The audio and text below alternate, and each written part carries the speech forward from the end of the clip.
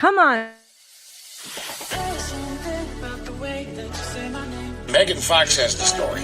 Megan Fox. Megan Fox. Megan Fox. Megan Fox. Megan Fox, a national journalist. Mastodon. I will never be able to say that. It feels like the Flintstones live there. It does. Well, don't trust women. I think you just touched on that with your last. That's what they brought. We're going to have to bring back chaperones. Jesus, no. Just careful. Stop! Right. Ooh. Hard right. How did you screw up a stove, Megan? You're a woman. I thought that was baked into you, like at the genetic level, how to operate kitchen equipment. And honestly, Megan, if you don't like it, I'm sorry. I've been very nice to you. You get Dino hanging out outside chewing on a large bone.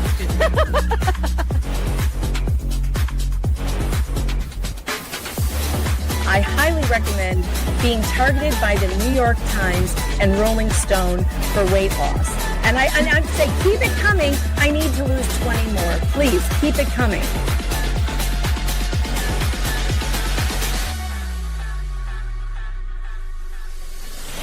Explain to me, Megan, why did this country not have a holiday once a year? That's the time you vote.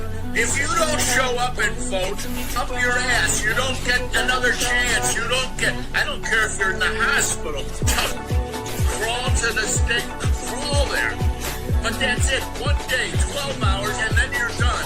And you count them that day, and that night you know who the hell won. I will eat you alive. You want to tangle? You want to go? The only thing going through my head is, what are you going to do when Megan Fox runs wild on you, brother? He made a deal with the devil. She's the devil. He wants that. Oh, God. Gross! Oh! All right. Penalty box for Slug. Yep. Of a mile. Are you ready to behave yourself now, Slug? This frustrating rep. Are you ready to behave yourself? Repossessed puppies. I'm hiding Pork Chop. Have you seen his little Pork Chop? Oh my God, Pork Chop is the cutest. That sounds bad.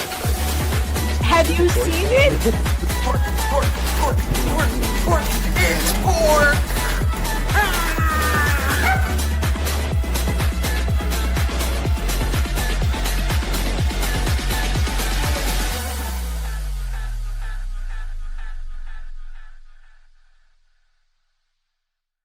Though you may be tempted, do not contact any person or persons mentioned on this stream. Do not even think about contacting anyone who may be the topic of the daily news. If you should do that, the host will question your IQ, possibly call you names, and mock you for disobeying these basic rules of decency. All the best. You know, every time I play that intro and my dad pops up on stream complaining about voting, I get so happy. Like, I love my dad so much. He's so funny. God, he's just the best. He's such a boss. Love my dad. Anyway, welcome to the show, everybody. It's me, Megan Fox, your favorite medium smart journalist. I have a full panel today. Unbelievable. I'm so excited that you're all here. Jennifer Williams with You're the Power is with Jeb Kicker, who is making a documentary about what's going on with these medical kidnappings in Georgia. They are here today. This is going to be awesome. Fluxx, House of Fluxx is here. Of course, my bestie from, she's got a gaming channel that is so much fun. You guys ought to be over there. Subscribe to her, doing her while she plays Minecraft and rants about Jeffrey Epstein. It's pretty funny. Nick Taro, Santa Laws, is here from Sweden. He just got done streaming. He's streaming this trial before, like on his channel, like this. He's going back over it. So if you guys want to go over there and hear Nick's catch up on that as well, that's fun. And quite frankly, or stink funkly, we're not sure which one is here today, but Frank is here. I've been begging Frank to get here forever. You guys know, you probably know him. He does a nightly show on YouTube that is a whole lot of fun. He has the coolest looking studio in the world. I've never seen him in his home studio, which is also not bad. I see the lava lamp back there. It's not fully, we're not fully decorated right now, but I didn't care. I just wanted to get on, Look at this motley crew. I love it. And of course, Mo in the deep end, you all know and love her. She is sure to make you shoot shit out of your nose. So be careful while you're drinking on this stream. Yeah, or don't like Bogart the, Colombian nose powder if you're going to blow it out. I mean, I think that is a sign of disrespect in some cultures. Or bad taste. I don't know Emily Post with like Colombian nose powder. What is Emily Post's opinion on party fouls when it comes to that? I'm not sure. Guys, we're on day 8 of this trial. We are finishing up a DFACS worker's testimony from yesterday. That would be Mackenzie McRae. She is pretty unremarkable. It feels like the state called her to basically to not say anything. They called her to say, I don't know what happened.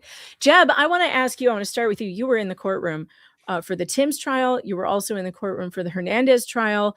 What are the main differences that you saw between these two trials? Was there a different feel when you were in the room for these trials? Massively. I mean, to start off, and you'll see when we get into the defense, the judge, if I ever get in trouble, I would want Judge Smith presiding. Yeah, we loved Auntie Sue.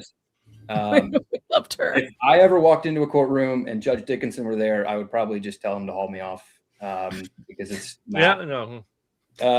He didn't seem interested in what the defense had to say. He took a lot of cues from the prosecution. He was very flippant about all of basically every motion that Catherine and Steve filed. That was the major difference. And then, this one felt a lot longer. We had a lot more witnesses than the Timms trial. And it felt much, much, much more adversarial. During the Timms trial, I kept a tracker of objections from each side, whether they were sustained or not. And I lost count by about day 3 in the Hernandez trial because it was just rapid fire, just all over the place. Well, yeah, I mean, in the Hernandez trial, the prosecution objected 2 or 3 times during opening statements. It was insane. Opening statements was so hard to watch because she is so hostile to the defense, and it is hard to watch. I mean, even her facial expressions, it's just awful. Prosecutor Yee is the worst. I can't stand her. So go ahead and check off Megan hates prosecutor on the bingo card if you have it. Actually, I didn't post it yet. Hold on. I got to post the bingo card link. You guys don't. Yeah, there wasn't anything to update, I don't think. So I can just go ahead and post yesterday's. It is all done. Sorry, I didn't do that. I will go pin it to the top of the chat if you guys want to play trial bingo with us. It's a lot of fun. Let's see. Where is the YouTube studio? Here it is. Okay. Here comes the bingo link, and go and get your bingo cards because we're going to get started. All right. So Mackenzie McRae, Jen, would you say that I'm off base at all saying I think they brought her to just do more of their cover up? Like, she knows nothing. I don't really know. I don't know anything. That's the thing I'm getting from her testimony. Yeah, especially like comparing her to Ashley Smith, who, as she testified, took over the case when the case became big, high profile case, which really was just after Matt's interview with you, which You Are the Power shortly went public. Rebecca went public. It's like everybody went public really quick. Then he gets indicted. So they wanted her out of there. And she really just didn't have much to say. Bless her heart. I mean, I don't think she was an evil person at all. Well, she's been the least upsetting witness we've seen so far. She's really to catch Frank up a little bit, because Frank hasn't watched any of this trial with us, but you don't really need to. The Hernandez family met in Tuckey. Tuckey's from Thailand. She moved here, immigrated here, met her husband her husband's from New York. And they got married, had 2 kids. First baby was perfectly healthy and fine. Second baby, Emma, had some interesting, strange things going on that they couldn't figure out. They take her to the pediatrician. She's got a swollen leg and some unexplained bruising. And they immediately jump to abuse, send them to CHOA, to Children's Hospital of Atlanta, and the child abuse doctors see one x-ray with some healing fractures on the ribs and small fractures in the thigh bone, and they immediately say these parents are abusing the baby. So and then it kicked off a 2-year nightmare where they were kept from their children. And one of the reasons why people ask me all the time, why don't you cover family court cases anymore? How come you don't? Because I used to do a whole lot of this kind of stuff. And the biggest reason is because whenever these parents were in court, especially juvenile court, when they would come to the press, me, and I would bring attention to their case, 9 times out of 10, the retaliation against the parents was so awful, they would end up in jail. Exactly like what happened to Matt. So they arrest Tuckey, they put her in jail, the wife. Then several months go by, Matt won't say yes to what they're trying to tell him to do, which is throw your wife under the bus. Just tell us that she did it, and then, it'll be fine. He comes on my show. I interview him about how the state is treating him and his family, and he gets indicted the next day. This is why I don't do these things anymore, because it's like, I can't watch people get arrested and thrown in jail for what I'm reporting. It's crazy. As Meg explained, it might be, they suddenly found fractures with no underlying things. But I just went through the kid's pediatrician, and there were signs. At birth, jaundice, not unusual. Also, abnormal weight loss. Also, a genetic mutation. And then on a later checkup, elevated, well, I don't remember the exact, but 2 more elevated tests for abnormal results. Low vitamin D. Low vitamin D. High creatine. Was it creatine? Or D-dimer was elevated. Creatinine was elevated. So there were signs from birth that there's something off with this baby. But it seems like nobody checked the history. Nobody actually sat down to order. They keep saying abnormal is normal in this case. It was abnormal. It was abnormal. What about the broken, the actual the hard tissue, the bones that you're talking about? It's one thing to say, well, hey, there's genetic or metabolic stuff going on, but what about the bones? Well, the low vitamin D can cause brittle bones. So when you have, if infants are born with or have low vitamin D, their bones can become soft and brittle, and they can fracture very easily just with normal handling. Like, how you lift up a baby's legs to change the diaper? In a baby like that, you can literally fracture a leg like that. You can create a fracture. You can pick up a baby normally and, squeeze or hug them and break their bones. And they don't, if you don't know that your child has osteogenesis imperfecta and she had blue sclera, which is the whites of the eyes looked blue, which is a real red flag for osteogenesis imperfecta. If you don't know, you can cause those fractures. A seatbelt, the car seat can cause it. And she was stuck in her car seat weird. Her leg was stuck in a car seat weird, and they discovered it after like an hour or 2 hour long trip. But they kept saying this to these people going, well, could it be this? Could it be that? And they wouldn't listen to anything. They just continued to say it was non-accidental abusive trauma. Well, it's also really quick. Remember, it's like within 2 hours of being at the hospital, someone abuses me. That's the biggest thing. If you're talking about days go by and they start ruling out differential diagnosis, okay, nothing shows up. Now it's time to start looking at this. But that's not how this family or any of the families we support, that's not how it goes. It's within hours. 2 hours before the vitamin D levels come back. Yeah. And when you hear fractures, immediately my thought goes to broken bones. No, hairline fractures. Right. Yeah, very, Frank, we looked at the x-rays. They're so minor that they have to point it out like, well, you can't, it's like sheared off at the end and it goes into like a little swoop down here. And I mean, if you're not a radiologist, you can't see it. Remember in the Tim's trial where I think it was Catherine she asked the investigator, where's the fracture? And he goes, I don't know. They don't have an arrow on it this time. Right. That was fun. That was a good one. I forgot about that. That was good. Yeah. Lazy investigators. The cops have no idea why they arrested anybody. They don't know who did it. If you ask them, well, who did this to the baby? They don't know. They can't. How did it happen? They don't know. They have absolutely no evidence that there was any abuse. And yet these parents went on trial they were facing 80 years in prison. 80 years. That's par for the course with CPS, though. You know, oh yeah. I mean, that was I think one of the first times you and I ever spoke, Megan, was about just CPS reporting and things like that. So you can have your family essentially dismantled within a couple of hours because of something like this. And in some states, you can also have your family dismantled in a couple of hours because you're not providing gender affirming care. Yes. So it's just like it doesn't. As long as they can destroy families, they usually hop right to it. It's really upsetting. And the fact that Georgia keeps doing this, the Timms family were found, same situation, Frank, they were found not guilty. And now the Hernandez family, same prosecutor, same county, they were also found not guilty by a jury of their peers. And we're getting the footage now because Jeb is so good to have been in there as a documentarian, filming all of this. And I'm glad, Jeb, I'm so glad that this was not live streamed because I don't think I could watch it not knowing the outcome. I really don't. I would be going out of my mind watching this, especially the Hernandez one, because it is not going well for them. And it's terrifying. All right, we're going to get started.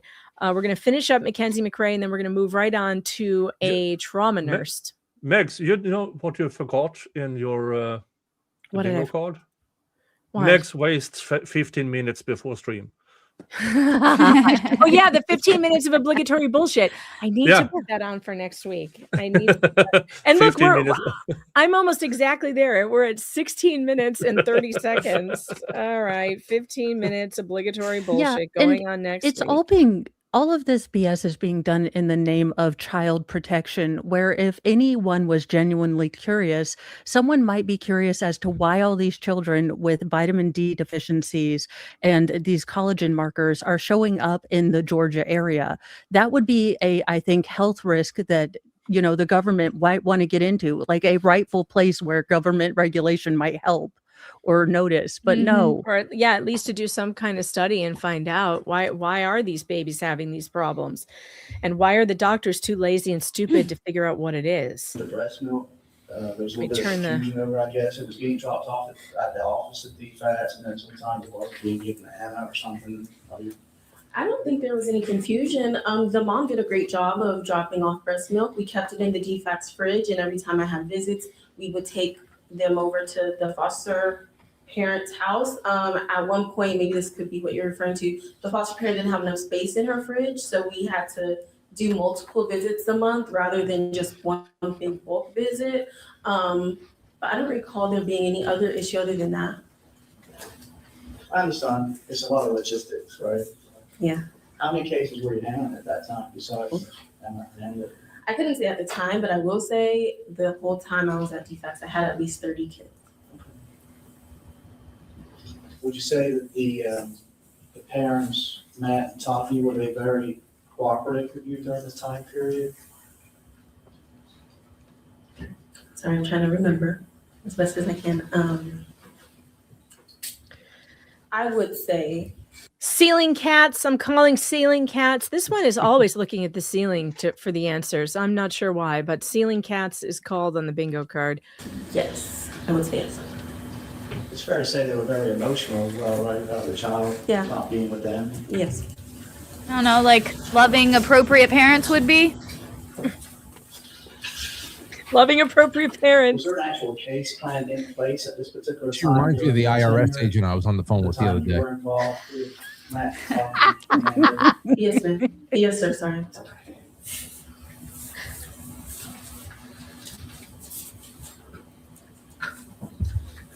When did you end your involvement? What time period did your involvement end? What the date roughly? I don't remember. Was it in 2023 or 2024? I don't remember. I do know it was around the end of the year because I remember around Christmas time there were some conversations. I don't remember if it was December or January though. I destroy so many I think lives. total placements. Exactly. It's just children. I wasn't paying attention.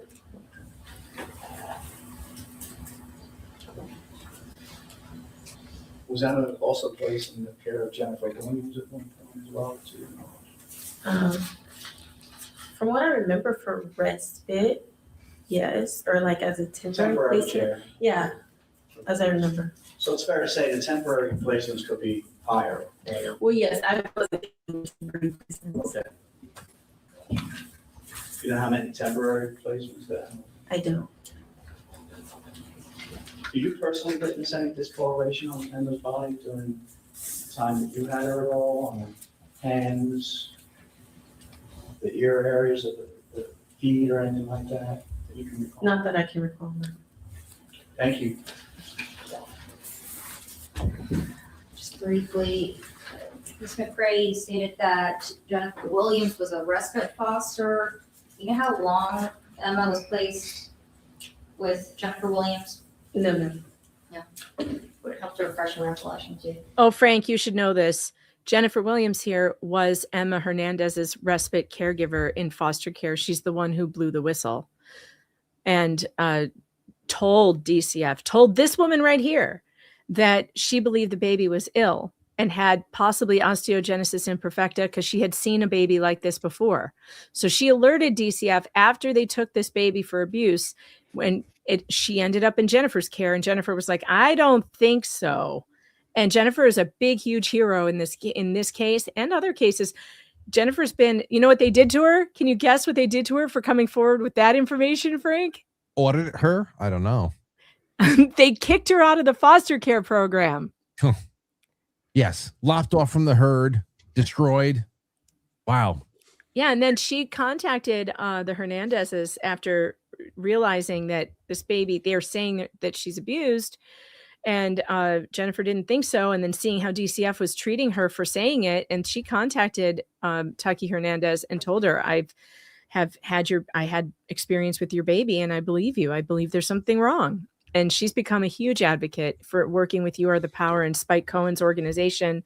You should talk to Spike sometime, Frank. You would love him. You know, I'm sure you guys talk about this a lot with each other, but it's just, you know, just to analyze any kind of representatives of these rogue institutions that have no real constitutional basis for existing in the first place. But whenever they find themselves in a position where they make these egomaniacal, megalomaniacal prescriptions for a situation, usually on a snap judgment, as you guys were saying before all this started really coming together, forming against the family within a couple of hours.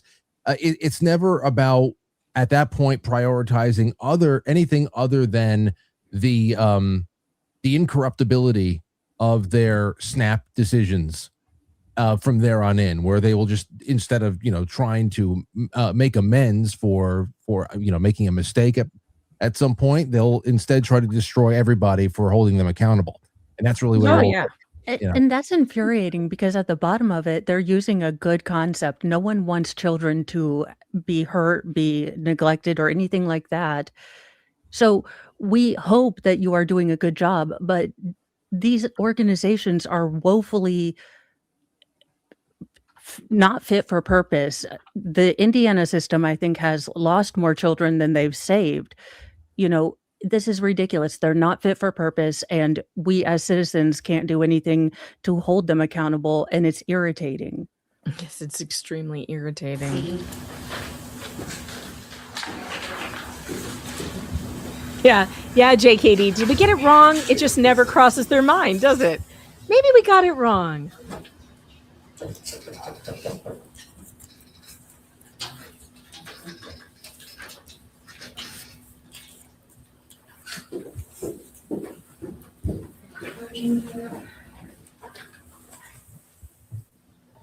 Oh, this prosecutor. I can't stand her. Megan, again, keep in mind that her mother is deeply disappointed she's not a doctor. True. I need to remember that every time I see her smug face. I want to hear from her, the prosecutor's kids in 15 to 18 years. Yeah, our mother was never home. Nick, she doesn't have kids. She has cats, and they don't like her. Mhm. You know, it's unfortunate that she is such a sour person, but I'm telling you, you're gonna grow to hate this prosecutor more than most. 5 nights. And there was a lot of talk about visitations that parents had with Emma. Were these visits supervised? Yes, ma'am. And by supervised, what does that mean? Generally means that whether They it's make at you their pay friend's to see your baby. facility or whether they have privileges to go kind of offsite, a transporter, behavior aid, someone who's trained to kind of know what is threatening and what's not, would watch close enough to hear, but not close enough to intervene or interrupt the visit. But yes, intervene if something bad is happening. And are the parents aware that there is someone that's watching? Yes. Nothing further. Anything else for this witness? Anybody on? All right, we got through her, so we can take her down. We're going to get to the next one. Basically, this one just has no memory. She needs keto brains bad. She needs some keto brains. Did you drink yours, Frank, today? You drinking your keto brains? I'm at the tail end of my last mug. Yes. Yeah. Well, that's what she needs. She needs some memory help and memory support. If you need some memory support, you can go and buy some keto brains too. Use my promo code MUG15. You'll get a 15% discount. If you're subscribing to the product, which I suggest you do, you should use Mug Sub and you will get entered into a contest. You know, I just heard from Molly today. Guess what's happening, Frank? What? She's giving me 2 giveaways instead of 1. We're doing 2. She's crazy. She's crazy. I'm telling It's you, a $600 giveaway of product. She's insane, but we're going to get 2 of them given away in this month, or well, May. Yeah, it is May. It's May 1st. Have you spoken to her on your show yet? Not yet. Oh, I'm going to. She to has have a it in conference or Hellfest. something this weekend, and I got to get her on when she comes back. So probably next week. But I love her, and I love the company. Last night, she came on to hang out with me and my buddy Jay to do a little conversation about Alzheimer's, about brain health in general. If you want to hear a little bit of the brilliance that goes into what is now a proud partner with Megan Fox, go check out Molly Rucker on my show last night. And listen, it's just good stuff. And I'm glad that you guys are working together. Yeah, it's all thanks to you. Thank you so much for hooking us up or connecting us. I love her, and I think that her company is really great. I love the fact that it's a family-owned American business, a small business. I love that very much. So yeah, and I'm already addicted. So that's the good news. All right, let's see. We got yeah, yay for addiction. God bless America, every one of us. Funny. It was funny. Dr. Corcoran was on with us yesterday. He was the expert witness in the Kowalski trial. He's an obstetrician. I was doctor so forever. mad that I missed that. I know. So mad. You never know what you're going to get here, Mo. You got to show up if you want to take part. But he might show up today. He's got the link. He can come in if he wants to. But it was funny because I mentioned keto brains and the nootropics, and he goes, and I was like, oh God, he's a doctor. What's he going to say? And he goes, I take MCN oil every day, and this stuff is amazing. And yeah, MCN is in this product. That's amazing for brain health. It's really good for your brain. And I was happy to hear him back it. It was cool. All right, so this is Amber Borders. She is a trauma nurse. But before we get to Amber's testimony, watch what's going to happen with what Catherine does. This is fantastic. Jeb, do you have any commentary about where the camera was? You were on the prosecutor's side, right? You're over there by the prosecutors. Okay. Catherine is about to tell the judge, Your Honor, the people are telling me that they are being distracted by the commentary going on behind the prosecutor. And we're concerned that whatever it is they're saying, the jury is hearing because they're closer to the jury. You were over there too. What did you witness? I think this was probably about the time that I put another microphone under their seats.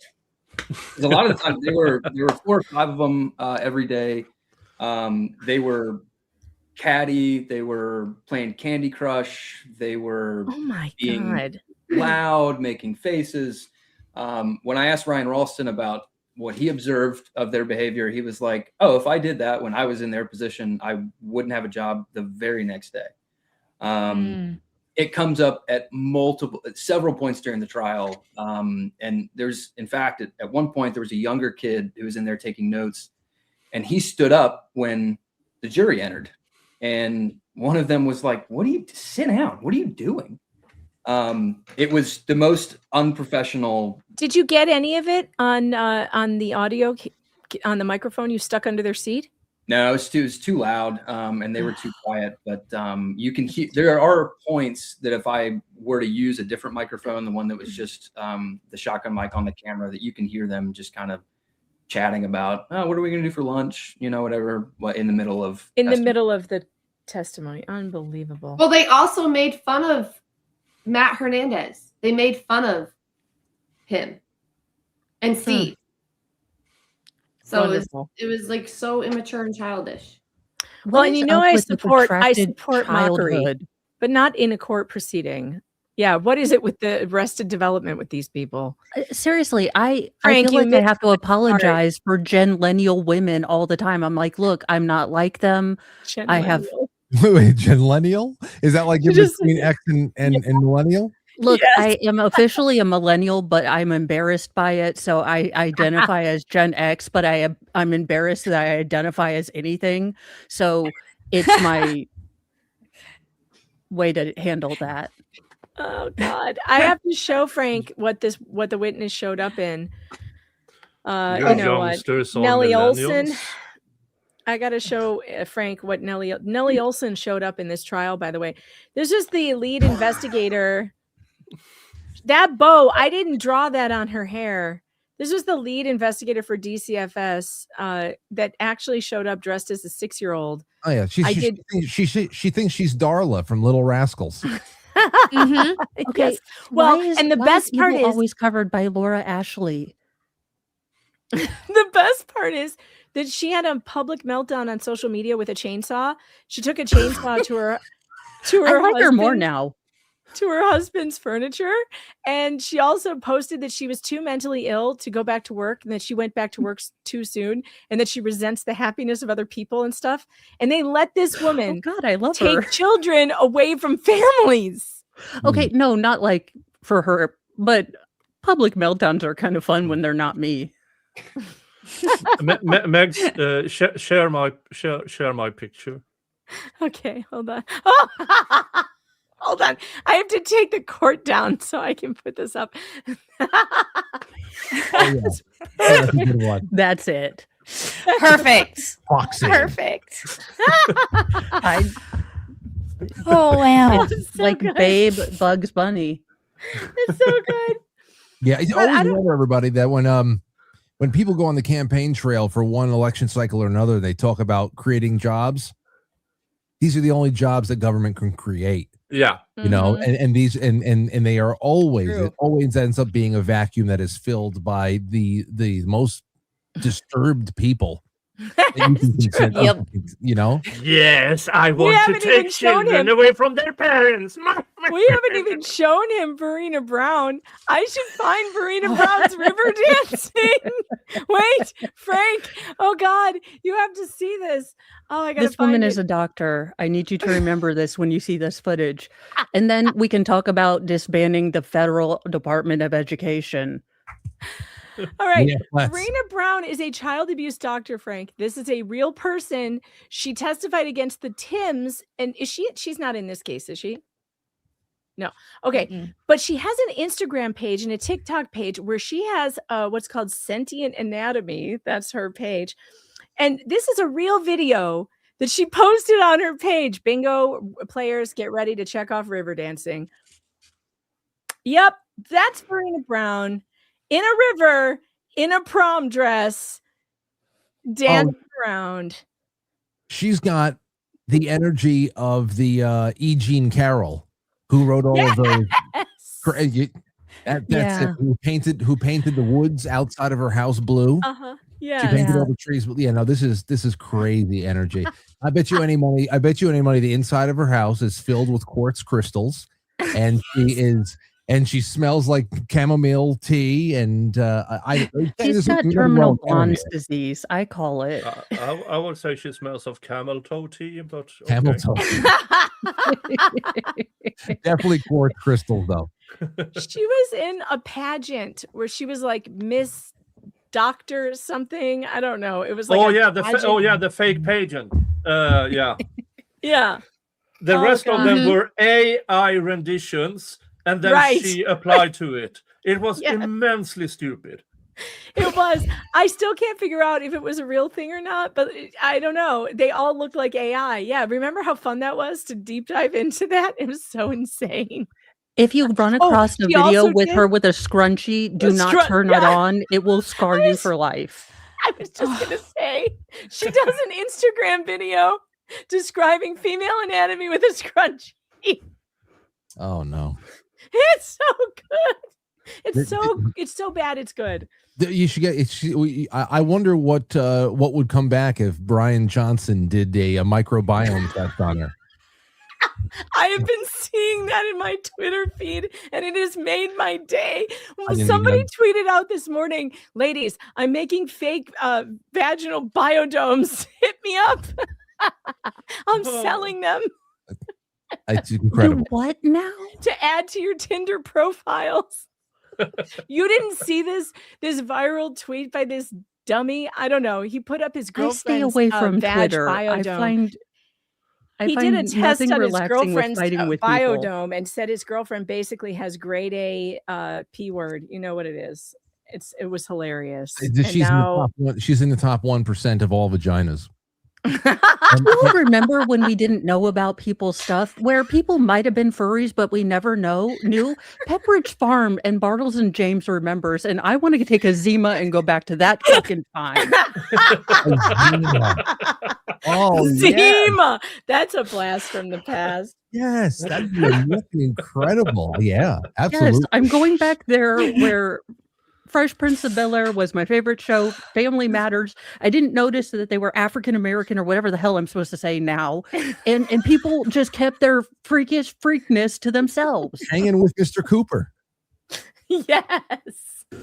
We have jurors, I believe, found their way up. So I believe we are ready. I feel like we need to apologize to Jeb.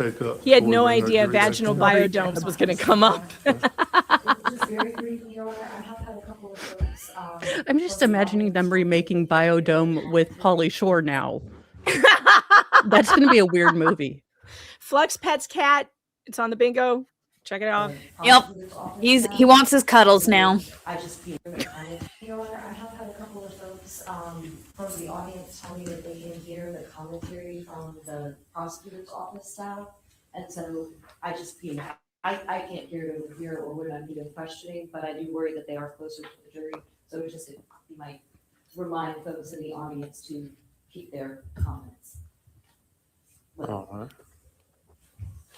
So it's on the prosecutor's side. Is that what I'm hearing? That was what was reported. So I'm being told that people on this side are saying they hear people on that side. That was my understanding, Your Honor. I don't know any specifics myself. He immediately does not believe her. Are you seeing this? He immediately is making it sound like, oh, so what I'm hearing is people on your side are saying that the other side is doing something wrong. Because listen to what he's going to say. He's not going to address them. Well, everyone should always, not just certain ones, everyone should always have proper courtroom demeanor. And if you have a conversation, it needs to go outside the courtroom. So let's just keep that in mind, okay? Oh my gosh. Thank you. Everyone always, not just those people who are doing it, but everyone should.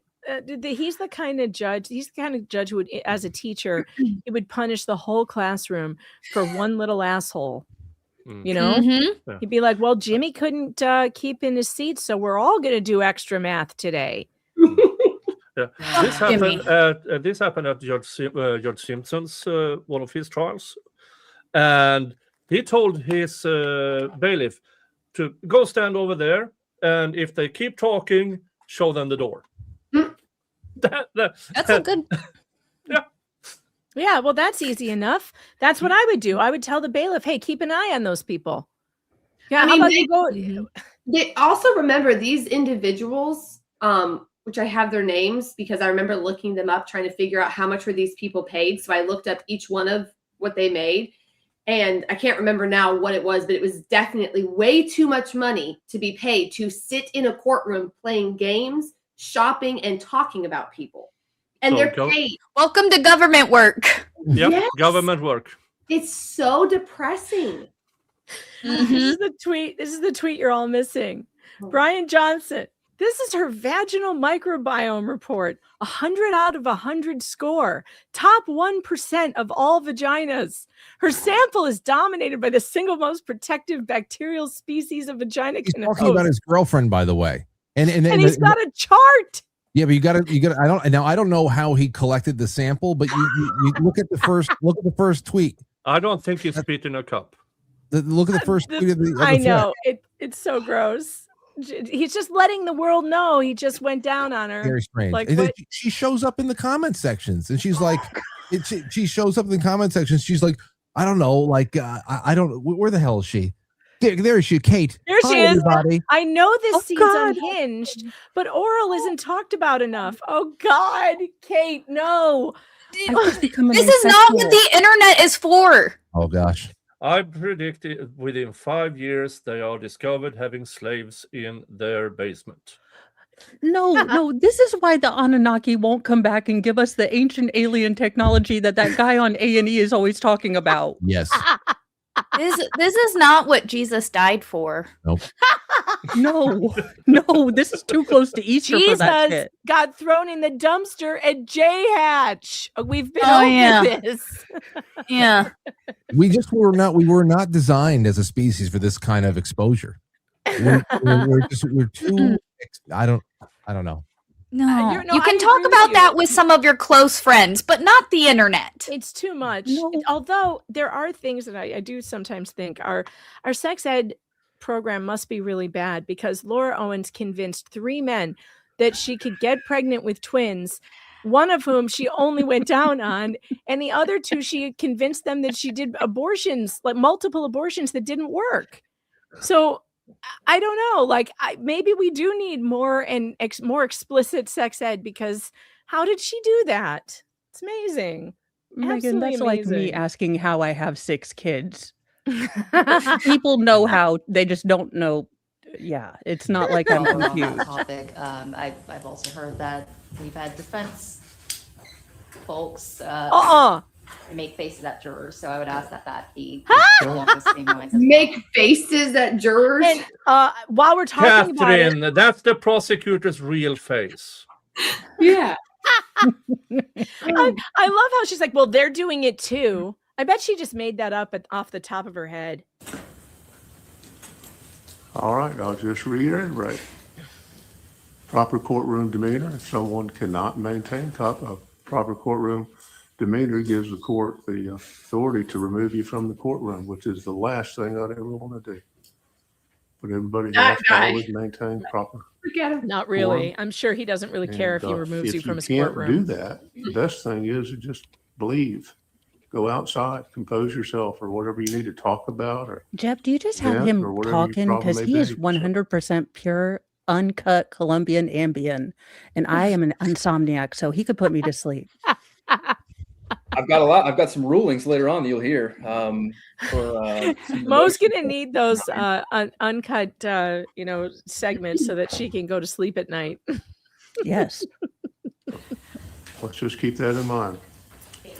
All right. We have our jury, correct? Let's invite them in for our day. You would speak directly in the microphone. What in the That name shirt of is God way too vomited loud. on her shirt? Yep. Oh no.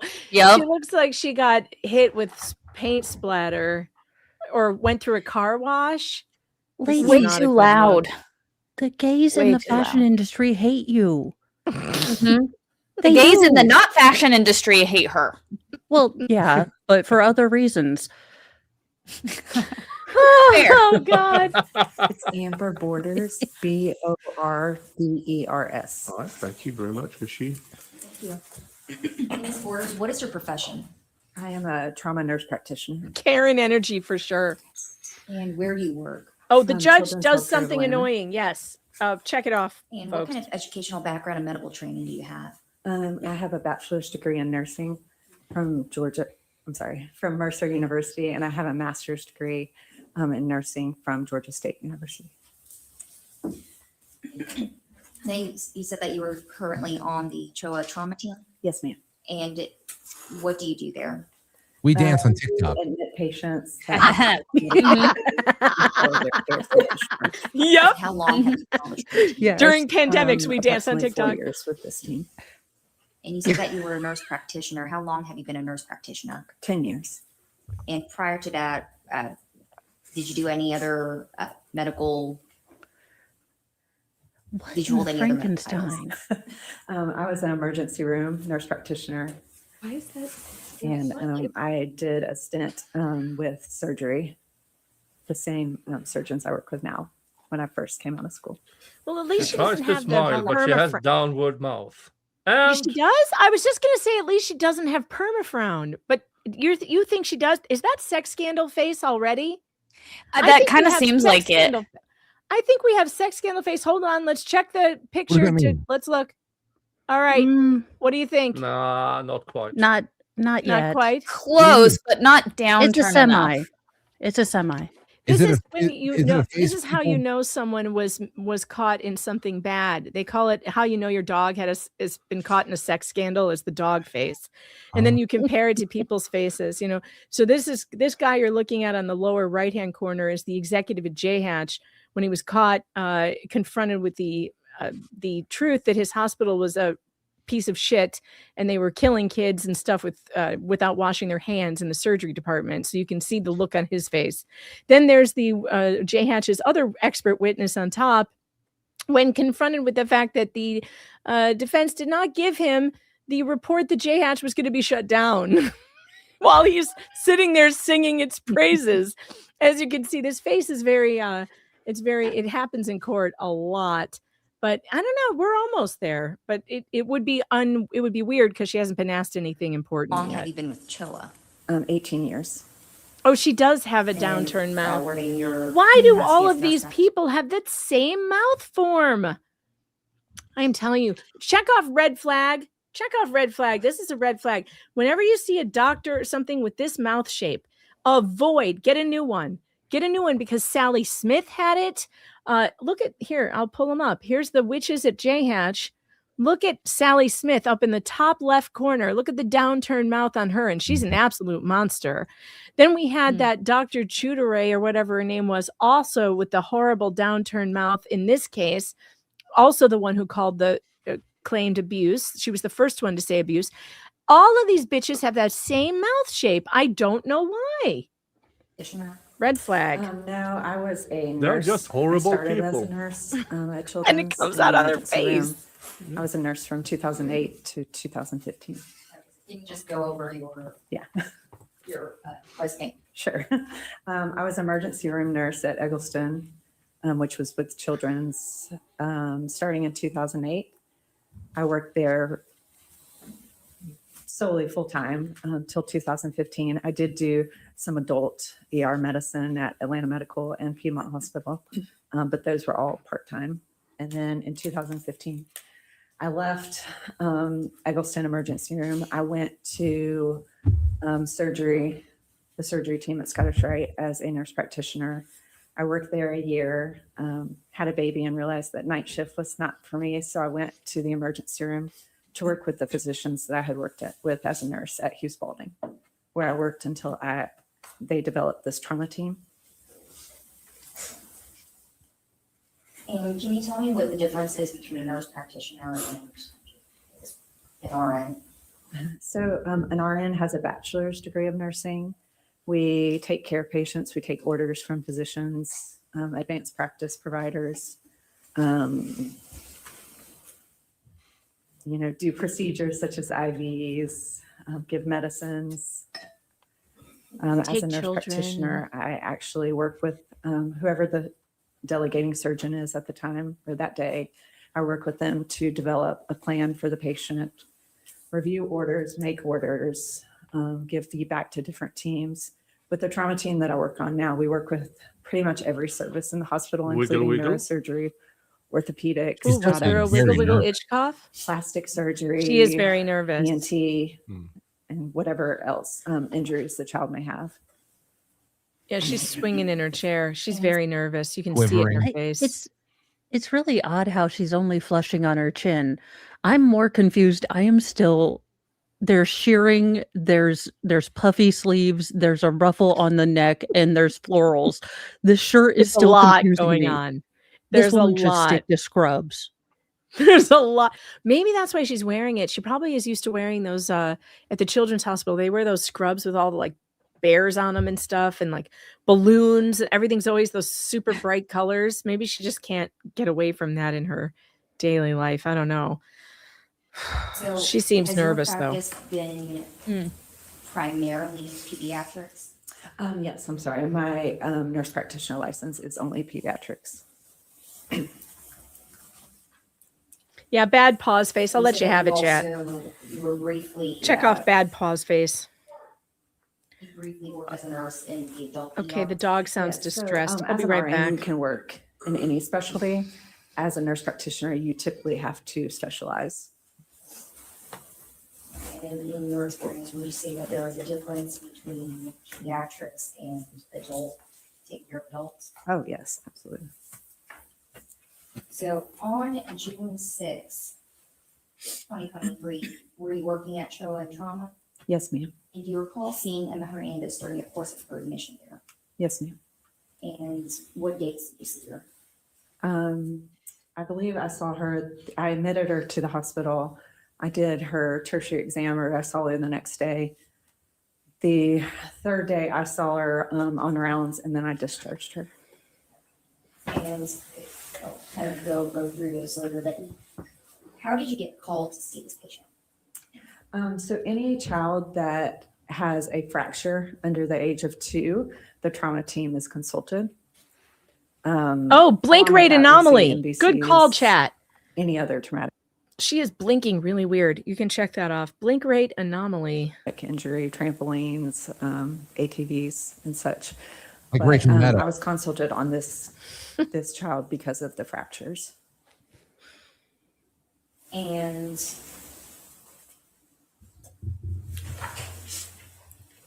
is there a reason why there's a protocol that for any child Her chin is just getting redder and redder and redder, like Rudolph's nose.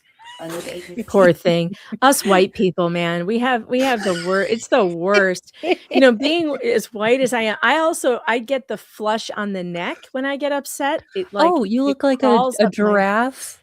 Yeah, with like big hives. blotchy spots. It's terrible. Because sometimes I don't know why it's happening. I mean, it mostly happens when I get irritated, or like nervous or something. But sometimes it just happens out of nowhere. Being white is very difficult. You gotta keep your.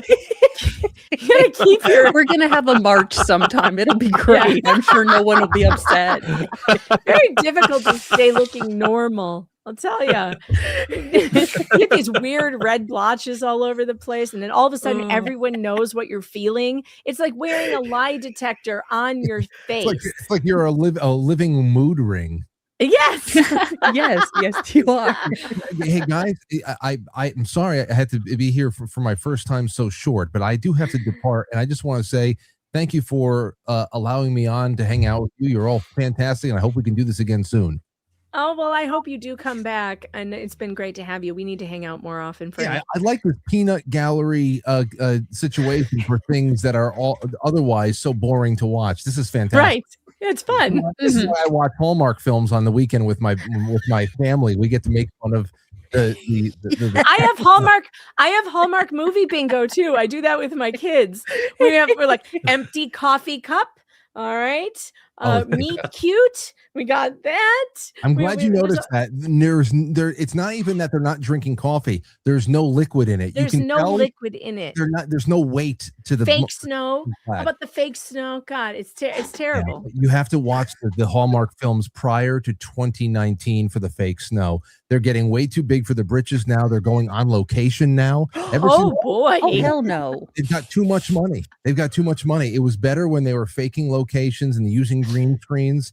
So we try to keep it. We DVR things that are generally 2020 and earlier. So, This is but a good anyway, tip, Frank. This is okay. a good Anyway, you tip. guys have a wonderful afternoon. Thank you so much for the hospitality.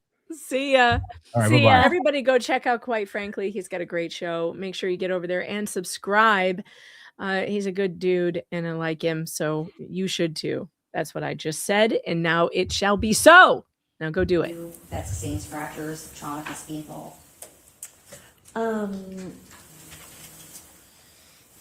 Can you rephrase that? Sorry. So you said the trauma team got involved because of these fractures.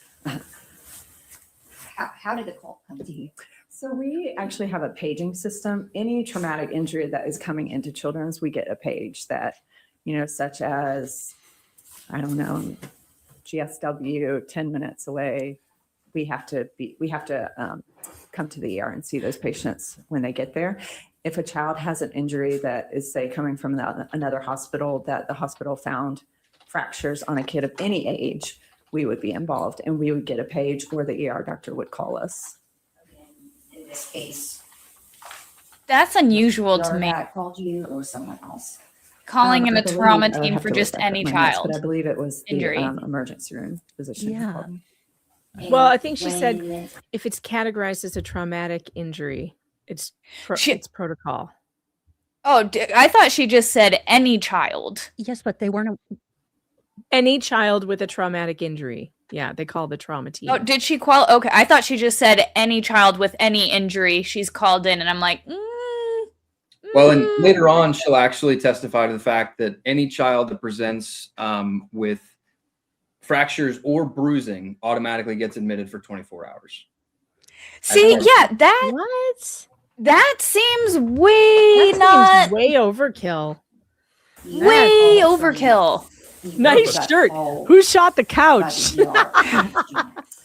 So once we're called, we go down, we see the patient, we review all the labs that the ER has already ordered. We give recommendations.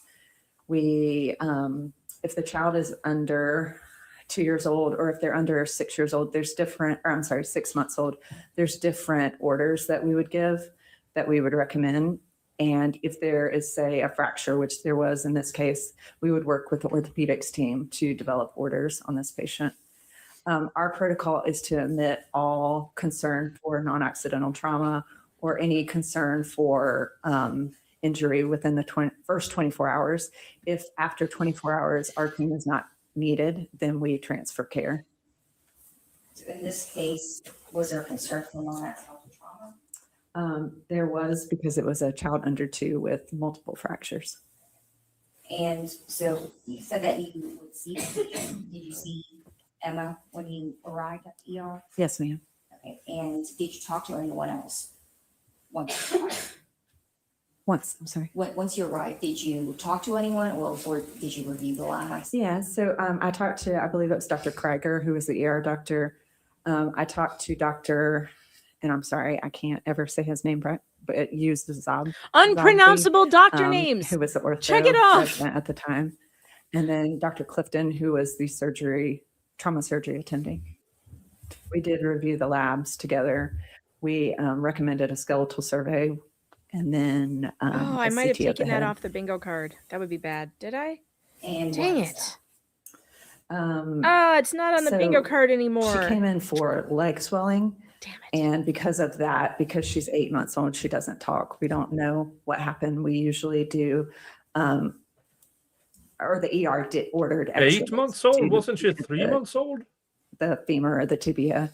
And at that point, they found the fractures. Yeah, Jennifer, wasn't she younger than 8 months? Yeah, that's what I just said to Jeb. I was like, did she say 8 months? So that's just a Like that was just wrong. Yeah.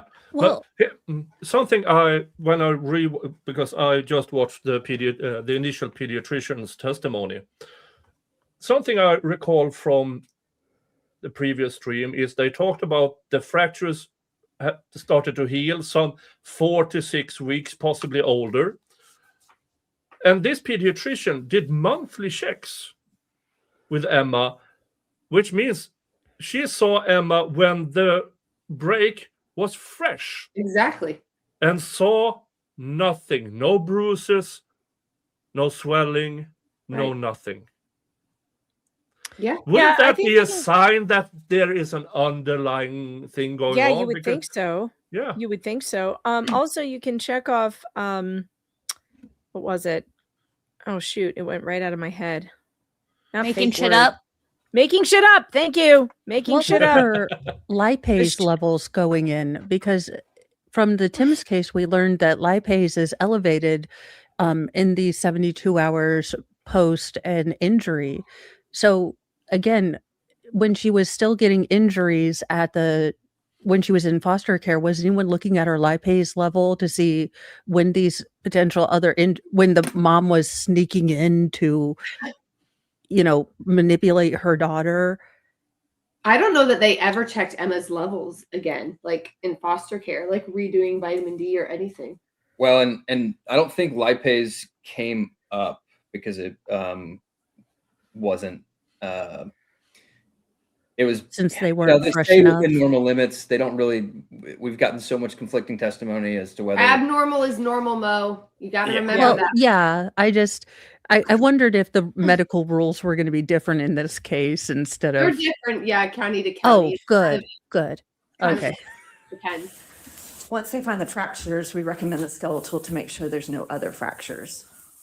And the skeletal is a head to toe x-ray of all the bones in the body. Did you? One of these days, I want the defense to bring in a demonstrative of how babies get x-rayed. Yeah, they need to. The squunching device. It's so horrifying. So we do not put orders in the emergency room until we admit them, but we can recommend, and the ER doctor will order them at that time. Once they're admitted to our service, we do put in labs. Okay, so this is still in the ER. Okay. Yes, ma'am. At some point in time, was the child admitted then? Yes, ma'am. And at what point, or I guess why was the child admitted? Because there were multiple injuries, there were multiple fractures, and no real story of why there were fractures. Did you talk to the parents at the time? I did. Okay, and what if anything did they tell you? What if anything? Check it off. This has been 2 years ago. I don't remember the exact conversation. Per my note, I believe there was no story for why the child has injuries. The mother of the child did show me a picture of a bruising to the ear, behind the ear, but when I saw the child, I did not see it. Don't also abusers make up stories and shit to hide their shit? I would think so. And Oh, the kid just fell down, whatever the case. That's so what. after the child was admitted, then what happened? When we admit them, we put orders in, such as, does the child need telemetry? Does the child need a blood pressure? Do they need vital signs? What their diet is, how often the nurses check their urine, all orders that would pertain to a child being admitted under our service. Sorry, let me go back. When you spoke with the child, did you inquire if there had been any drops, falls, if anyone else had a child at the time? Did you ask any of those questions? I thought she said I balls. asked the parents, but the child doesn't. I think she said falls. No. Did you ask the parents? Yes, ma'am. Okay. And did they have any did they say that there were any drops or falls? No. Did they say anyone else took care of the child at the time? No. Sorry. Now going back to the labs, what labs were done? She on the needs to fix child her resting in face. this case? She can't. She has that After downturned mouth. She was admitted to trauma. So we typically, with any child that has fractures, we order bone labs if they have multiple fractures. Those bone labs consist of parathyroid with calcium, magnesium, phosphorus, and vitamin D. I believe on Emma, she was 4 kilos or 10 pounds. With most babies, there is there's amount of blood that we can draw each day due to their size. And so her blood, the labs that we ordered were not drawn until the next day. Was there anything about the vitamin D that was of significance to you? When we saw it the second day, it was low. And how low was it? I would have to look at the note, but I believe it was like 15 point. I'll do a pressure revolution to see your room. Sure. Thank you. Thank you. Oh, she's got such a face. The prosecutor's face. Makes me want to choose. I hate her. Mm-hmm. Fluxx chooses violence. Check it off. She said it. Yes. Yeah. Yes. Her face makes me want to choose violence. If you could just make sure to get a copy or at least see the copy of whatever so you can show to your witness. Fluxx, I love you. That you need to refresh the record. Is this all part of the Look, we have to see your face again. Watch. You're just going to want to punch it. look Like, at just her. slap that look right off your fucking face, man. Is this all God. Smugly. It's Fluxx smugly. chooses violence. Who pissed Yeah. in her cornflakes this morning? Why is she so? Look at her. Again, Megan, mother disappointed permanently. You know, she looks like she's been crying. You know, the witness also looks like she's been crying. That's just Yeah. what happens to white people when we get upset or nervous. We look like we're on the verge of tears. Yeah, but It we is, don't open our mouth and go, the trials of white people. I tell you, it never ends. It never ends. We have these problems. We need to add a we're new going bingo to have the square. million sunscreen, the million SPF march. We need to have a new bingo square. Megan offends all the other races. No, Megan gets on ACLU watch list, unironically. Or SPLC watch list. Yes. Well, you get money, you give it to us. I heard I could get paid for that, though. I know. That's what I'm saying. Page numbers within. Look at this woman and her mouth open. What is this mouth? Look at She's a watch mouth this. breather. And we could just refer to Look at her. Posture. She's like a Wait a muppet. minute. What was this? Look at her. What, are you about to We could say just something? refer to What? page. She went full Look at it. Gollum. My precious. My precious. Oh my God. You guys know that meme with the girl in the car seat? She's blonde and she's kind of doing this. Yes. That's her grown up. That's why she can't. Sure. So I love it.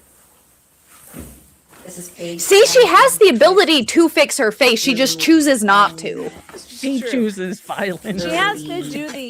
She has to do the exercises in the mirror that I had to do for a while before I could go on camera and look normal. 133. You know, I have to keep my cheeks, engaged. That's how you keep your face from doing that. You have to sit there like this.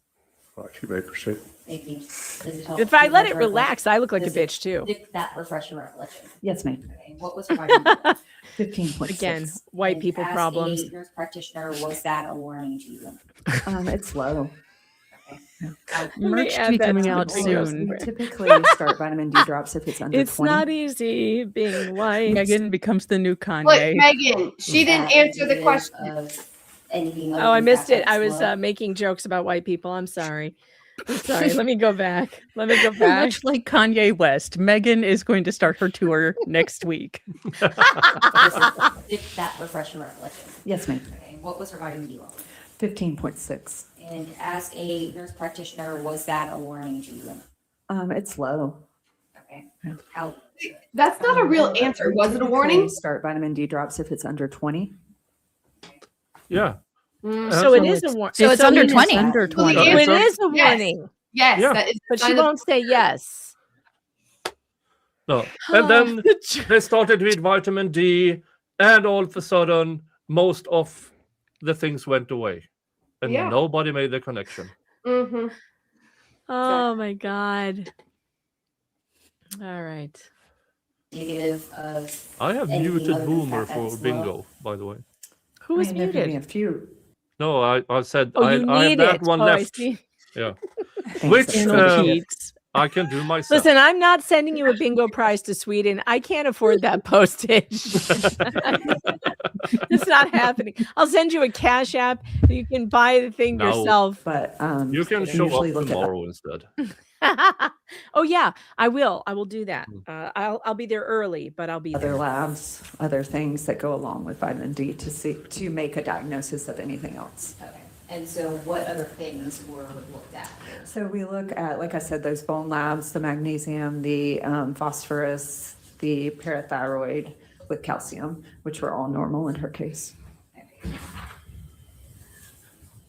I bench pressed 55 And pounds. she didn't look yesterday, at and the I am history sore. of what happened at So what birth, was the recommendation dangerous weight loss, from seeing that she had a low vitamin D? gene mutations. So like I said earlier, we do work with other services. So because there is a fracture, we do work with the orthopedic teams.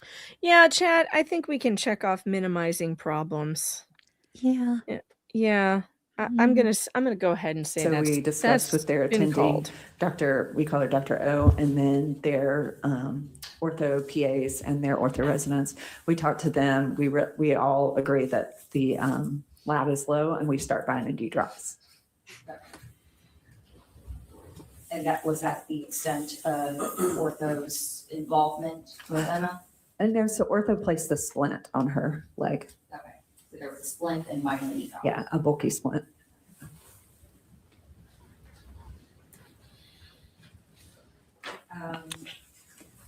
With the exception of the low vitamin D level, was there anything else remarkable about her labs?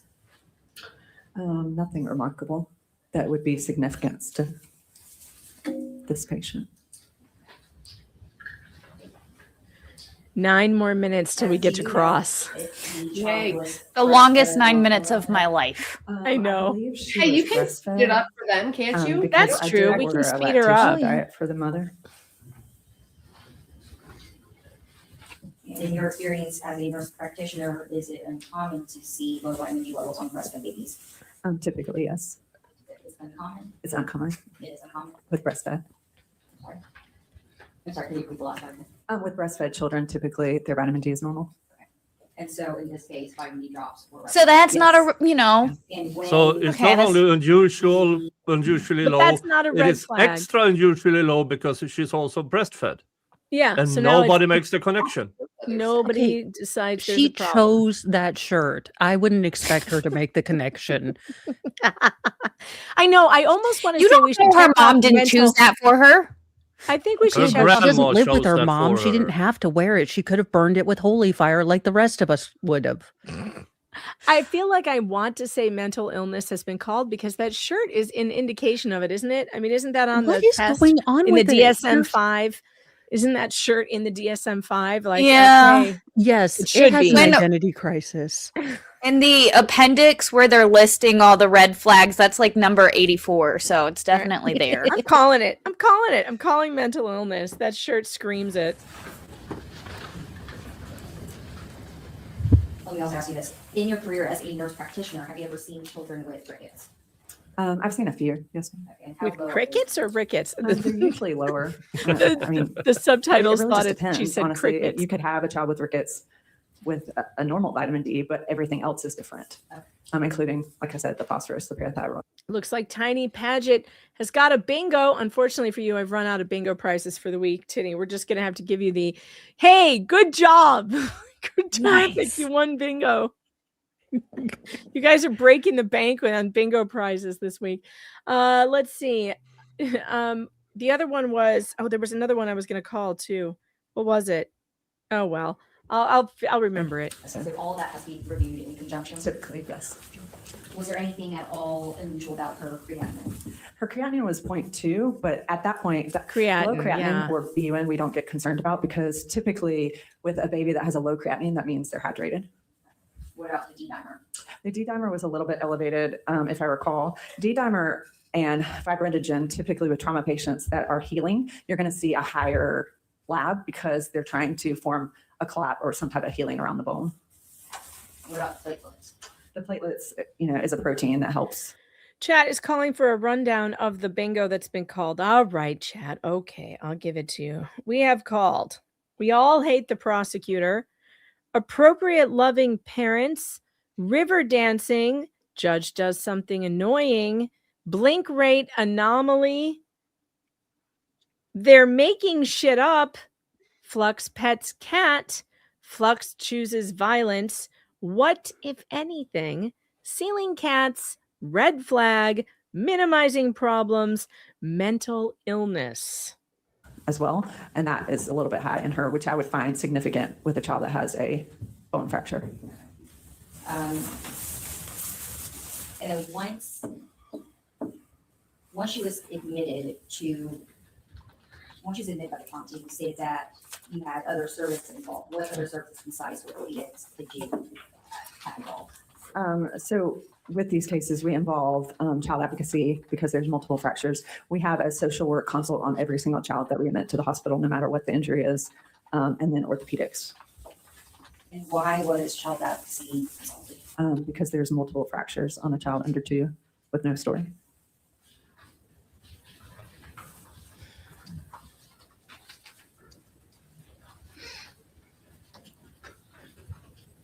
And you mentioned that there was a tertiary exam done. What is that? A tertiary exam is the exam that we do after 12 to 24 hours of an injury or of an admit. It's when you're in an emergency room with the unstable or even sick, non-sick patient, you focus on things that typically are wrong, how to save this child's life or whatnot. So there are things that sometimes get missed in the emergency room. So we do go back and do a head-to-toe exam the next day to make sure there's no injuries, anything else we see. Sometimes you won't see anything on the first exam, and then you may see bruising the next day, depending on, even motor vehicle accidents, child abuse, anything. You may see different bruising the next day. And what, if anything, did you notice of? Per my note, I don't, and nor do I remember seeing anything on Emma's exam except her leg was in the splint. And what day did you do the tertiary exam? On June 7th. Do you recall anything about?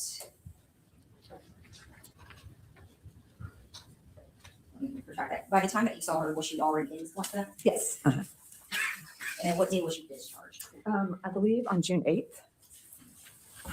Let me make sure I'm telling you right. Yes, June 8th. And let me go back to the child advocacy team getting involved. Does child advocacy then take over the case, or is trauma team still in charge of the case? Trauma team stays in charge of the case or the patient. And why is that? Because there's a chance that it's not child abuse. They're our consulting team.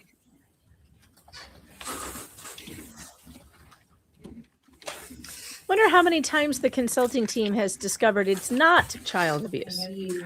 Yeah, have there? Do we have studies on that? Do we have numbers on that? Was that something that the defense could ask for? Stephen Messner is going to rattle off. He's the next witness. He's going to rattle off their statistics. Oh God! Again. Oh, not him again.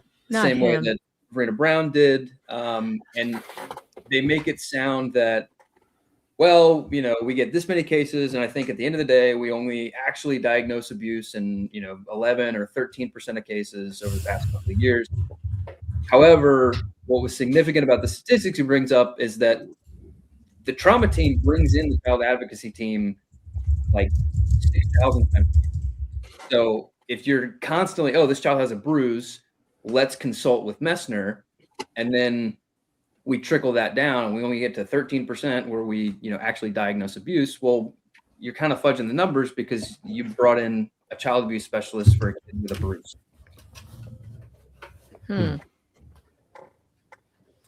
Was ordered magnesium, phosphorus, PTH with calcium. So the problem here is that they start with abuse. And they work from there. Yeah, instead of broad diagnosis, what can it be? No, abuse. Yeah, you're and right. Then, yeah. That's a disgusting way to do medicine. That's disgusting. Oh, how are we having a frost advisory? Holy hell. It's May 1st, New York. Frost advisory, my ass. Yeah, it's cold. I don't like it. Yeah, it's May. It was actually 35% of the cases that they end up diagnosing non-nocturnal drowning. That sounds more. Yeah, 35% does sound more like their numbers. That's terrible. The 35% that is that's abuse, you're saying?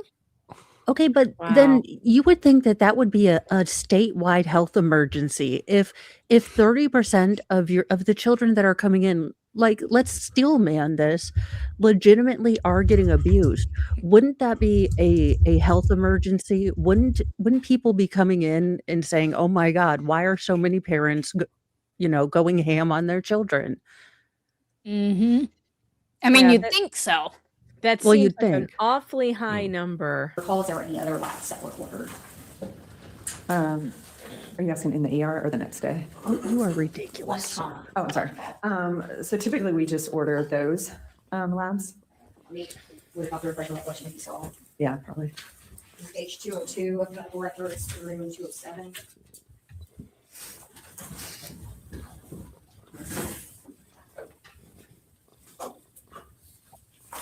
If my Uber Eats isn't here within 15 minutes, I get it for free. Oh, fun. Nice. You have Uber Eats there? I know, I'm thinking like a guy on skis. Wait, did you order a meat plate? Because that's on the bingo card. Well, sort of. Kebab in bread. So the bread is the that's going to count. Kebab's going to count for Yeah. sure. So when the meat plate gets there, we're going to have another bingo square to check off. Nick's meat plate, which really sounds bad. I don't know why I keep saying it like that. Phrasing. Because I'm you sorry. want it. No. I'm so sorry. Oh, God. On Willy Brand, Factor 9. So vitamin D, factor 9, magnesium, phosphorus, PTH, intact calcium, and von Willebrand. So the bone labs and Bleeding labs. So what are bleeding labs? Bleeding labs are concerned for, like, if something was to cause bleeding, if the child had some type of bleeding disorder, the labs would show us or help us diagnose that. And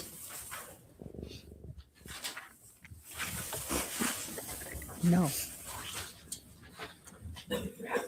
And sometimes as a trauma team, we do order those. In this case, we did not order those. who ordered them? Dr. Mesner with child advocacy. So in this case, trauma specifically ordered vitamin D, magnesium, phosphorus, and PTH. Yeah. Okay. And then Dr. Messer ordered a factor 9 and von Willebrand. Yes. And the OI testing. And OI. Yes. And what is OI? OI is osteogenesis imperfecta. And what is that? It's a diagnosis that causes brittle bones in children or adults as well. And Dr. Messer caused that. Yes. Stop smiling at the jury. Now, after Concentrate on the prosecutor, ma'am. Did you ever see him after that? I did, yes. And what date was that? Can I see those notes too? Don't forget to hit the like button, guys. It helps with the algorithm. 5:38, We appreciate you being here. 5:44. All 233 of you. And on Rumble, I was there are consulted people on there July too. What's up, Rumble Ghetto? And what was that? The I child love was you. admitted to I know general I ignore pediatric you, but service I for still love bruising. you. And because she was seen by our team in June, we were consulted again. And when trauma was. Why does it consulted, look what like she's advice you chewing? had? She's doing like the So ice I cube saw tube Emma at that movement time. too with her We mouth. did a tertiary exam. I mean, that could be part of the wiggle wiggle itch cough, but it's not quite, we're not quite there yet because she's not under a cross examination yet. I have a feeling that when cross starts, she's going to be fun to watch. Her body language is going to get magnified. Somebody on Rumble just asked if we could call which sighting because, and this was kind of funny. Who was it? It was Russ. Says, with those pointy shoulders and her frowny face, can we call witch sighting? I'm going to allow it. I'll allow it. I'm going to allow it. Or, what we would do the next day, saw her to see what we saw, consulted with child advocacy, consulted with social work per our protocol. And then because there was no other procedure or anything that was needed by our team, we signed off and general peds continued to follow the child. And were there any other teens involved in the care of Emma during this period of time from July 10th through July 11th? Or July 10th and July Let's see if the 11th? hat fits. Picture. Child advocacy was consulted by our team. Dermatology was consulted as well. And why is that? Because Looks like it fits. There was bruising, what appeared to look like bruising to the legs and to the bottom of the feet. Gotta get a broom. And we had dermatology come in just to rule out any other anything else that it may be. And were any photos taken? Yes, ma'am.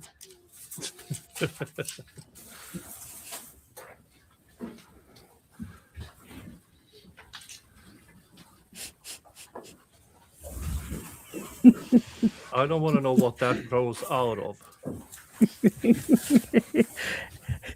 As long as she doesn't start singing anything from Wicked. Oh, come back here. Darn it. No, it landed Look, right. it's perfect. It landed perfectly. The prosecutor. This could not have gone any better. And now it's on the headed bailiff. to the bailiff. Oh, and Mr. stop Dr. right there, Mercer Jeff. has a. Oh, Jeb, you did it. Look at your camera work, Jeb. This is amazing. Oh, gosh. That's why I get the big bucks. Yeah. Yeah.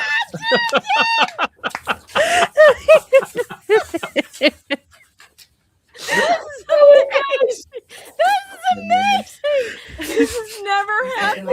What are the chances of that? 2023. Well, Jed's very good at keeping the camera centered. That's what's happening here. He's got his subject is right in the middle. They're Oh, normal. God, this is good. Or A through H. Any objection? No objection. I don't anticipate it, but if I could just warn you the witness very briefly. Oh my goodness. Oh, you may. So good. I took some of them, but I have a nurse that works with me. But Oh, my hand is oh in most no. of these pictures. No. Gotcha. So you were present for all of Oh, them. yes, No.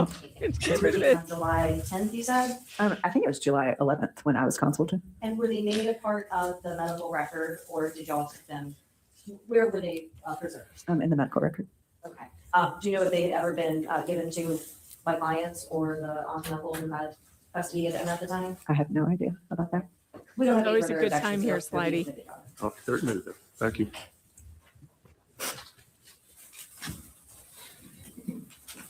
Oh, I didn't save my fantastic artwork.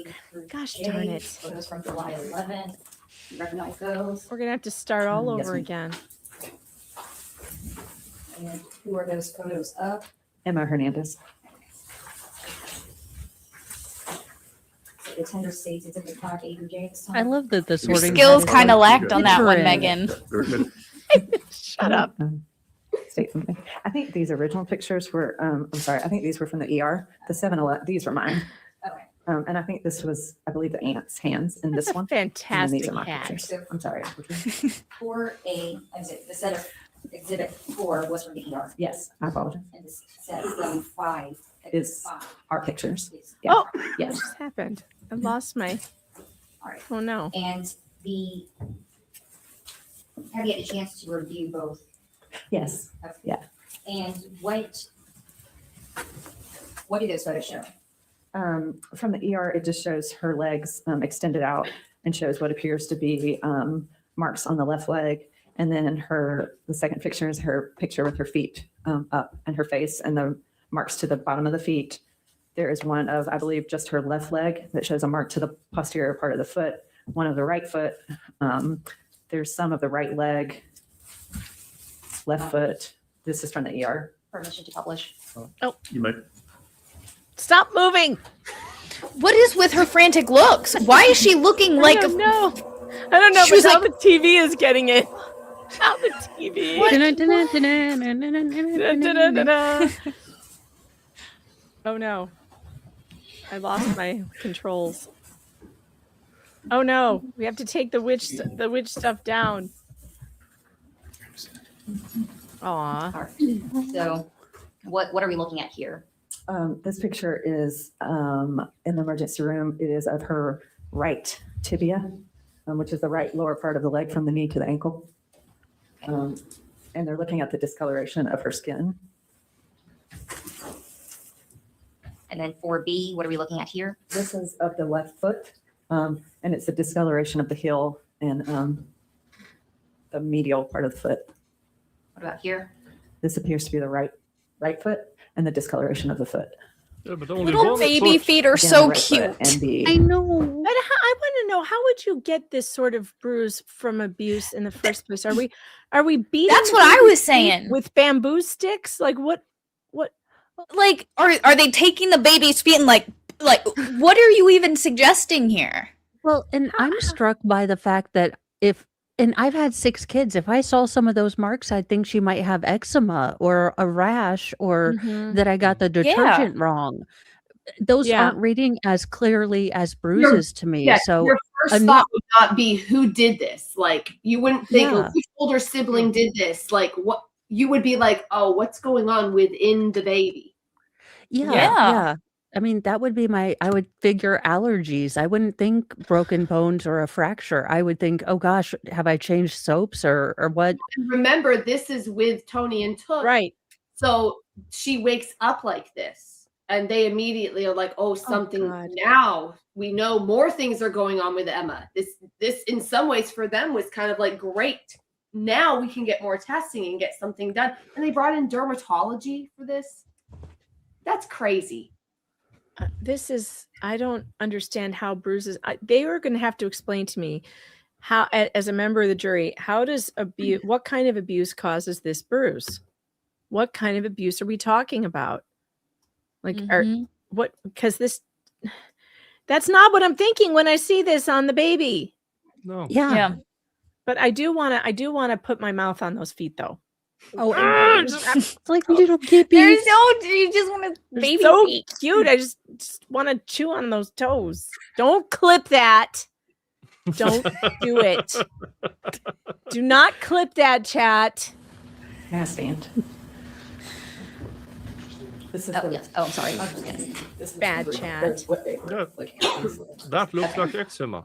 And then what about It here? does. That right there for sure looks like some sort of skin disorder, like eczema, like you said, rash, something irritated it. That's contact dermatitis. Is what it looks under like. the skin. Like you can see it better in the real pictures. Like it's not raised. And they never had to answer that question for the jury because they weren't charged with these injuries because Emma wasn't in their custody at the time. Right. Which is so interesting that they bring it up because, like he just said, it's not even in the charge. So why bring this up? Yeah, but did these appear when they didn't have access to Emma? Correct. Yeah, they did. For fuck's sake. But weren't they trying then to say said that Tony he was sneaking in? Tony and Tuck let mom sneak in and abuse the baby during their watch while they were. That's what they said. Yes. And this is what led to Emma being taken out of the custody of Tony Tuck. And being put, and Aria, and being put in strangers' homes. Yes. Do we have more of a quantitative pattern of how many times the state does this? Takes children out of familial care, finds something wrong with the familial care, because that could be something that I think would be quantitative and would show the hinkiness of this. I agree. It can't be that 100%, because they went after a state trooper in the Timms case. They went after the, familial care in this case. Do they always go after the familial care placements? I don't know, but it seems like it. Well, I think for this situation, they either had to admit something was going on with Emma or stick with the abuse and quickly remove Emma. So obviously they went with the latter. Horizontal looking marks on her leg. The screen in front of you is a touch screen. Oh, sorry. Thank you. You're good. I want to suggest that. Thank you so much. And what about here? This is of the left leg and here on the. Tiny. Look how big the adult hands are next to these marks. Thank you. Okay, you can tell the right leg. Man, that leg is so swollen. And that stupid doctor didn't even see it. Oh, poor baby. That pediatrician didn't even see it. Clearly, it is swollen. Yeah, but this is a month later. Mm. This is like after her cast. So it's interesting that. So this happens a month later. Mhm. She's been away from parents for a month. This appears. Yeah, and the leg does look swollen. So that's and this after the cast was removed. So that's interesting. After the cast is removed. Well, do children with osteogenesis imperfecta have a slower time healing? Like, would she, if they were following a protocol for osteogenesis imperfecta, would she have kept the cast on longer? That's because a of fair question. I mean, if I'm your wondering bones if aren't healthy, like even with vitamin D, I know that your bones grow, like heal slower. So I don't know about OI though. The marks on the right lower leg as opposed to the left leg and the difference in each leg. And who was this? This is Emma. and you don't This is you see her starting crying to or stage anything. Stage 5. What are we looking at here? This is her left foot. Sorry, let me clear. But I will bring this The up on left cross, foot, but and it these looks- pictures are a the color month is later, different I here hope. through here. In the medial aspect of the foot. The posterior part Holy of the foot. cow, this is so And true. what about Rogue. 70? I'm sorry. Okay, the locals chat is going, meganfox.locals.com. And we have a sighting of this shirt in the wild, possibly. Check out, so let me show you the shirt first of all. So we're looking at this same thing. The witness's shirt, just to remind you, that's what that looks like. Check this out. Hunter Biden's painting. Oh my God, it explains everything. It's almost identical. Rogue, how did you find this? This is incredible. You really must be an art connoisseur that this came up and, just it triggered something in your memory that, oh my God, that masterpiece by Hunter Biden looks just like this woman's shirt. It's incredible. It's really, my mods are the best mods. I'm amazed that Hunter Biden can be so much in debt. All he has to do is make more paintings like this. He sold them for hundreds of thousands. Yes. Yeah. I mean, clearly that is excellent artwork that is worth millions, however many millions of dollars it takes to keep up his cocaine habit. Mm-hmm. This is the right foot and the discoloration here of the foot. And here. This is her left leg, which appears to be little marks here. So these are discolorations, but the mark behind the ear, they call a bruise. Yeah. Isn't that strange? That when is when the kid is in their care, it's discoloration. It's just discoloration. Yeah. The reason we consulted dermatology there, because kids do have eczema and other type skin breakdown. So we had them come, or we consulted them to look at the pictures and discuss with us. You Well, wouldn't I guess let me take go them back. there Were all to the other examine her? markings eczema? No. And this, Jeb, feel free to bust in here anytime you have any recollections from the courtroom too, by the way. Don't be shy. If there's anything you remember or recall that you want to share. for my opinion, that is not eczema as well. What is your opinion that this is then? I mean, it looks like I know little. we have talked about her qualification. I don't think she's been tendered as an expert for her opinion. We wouldn't have any objection to her being tendered as an expert as a nurse practitioner, but if she is willing to express her opinion, I think that would be. Look at Catherine following the rules. Pediatrics from her. I understand no objections. Is that No correct? objection. Oh, she's accepted in that field and next week. What is your opinion that this is? So those are. This is clever marks because to the now they skin can that were question caused her by as an something expert touched. as well. Mm-hmm. That's really clever. Mm-hmm. And Nick, explain why that's important. Well, if she's only there as a fact witness, then they can more or less cross-examine her on what's in the chart, what's in the journal, what she actually did herself. Now, as an expert, they can present her with hypotheticals. Yes. They can present her with options, which she is allowed to render an opinion about as an expert, as a nurse practitioner. I don't think the state wants this at all. But I don't think the state was thinking about it. Did you hear how quickly she was like, yeah, okay, fine. Yeah. Like, I don't think she's thinking about it in a strategic way. Like, why would the defense want her to be tendered as an expert first before she answers this question? Or because if she had been thinking, she would have just rephrased the question or dropped the question and just moved on. Yeah. Again, some type of bruising. And what about here? What do we have here? These are what we would call purpura petechiae type marks, which are dots or bruising to the skin. And what are we looking at here? This was a picture that Dr. Chang, one of our child advocacy fellows, took, where we brushed her skin and I'm sorry, I can't remember what he brushed it, but it caused like a red mark on her skin. And I believe there's another picture after it about a few minutes later where it was gone. Okay, I had that test done to me when I was a kid because I had severe allergies. So first of all, they have to erase the probability that it is a skin condition, and they do that by more or less scratching with an instrument to see what happens to the skin. Now, if it goes away in a few minutes, okay, it's not a skin thing. Now they can administer the allergy tests. So they did this, but what was the result of it? How long did it take for these scratches to go away? Because that is the determination between, is it a skin condition or is it something else? Yeah. Interesting. I did not have hospital injures baby on the bingo card, though. I didn't have that. I didn't know that was coming. Hospital puts marks on baby. Probably not in the same order. Right here. That's the first one. Oh, those little toes. The way she splays her little toes. Baby feet. So cute. Look at that chubby baby. Is just to show, that my Uber Eats is here. I'll be right back. Okay. Oh, yeah. His meat plate. The meat plate is here. We're going to have to see it, though. He's going to have to show it to us. Gentle force on her leg, which causes a little redness to the skin because babies and their skin is very sensitive.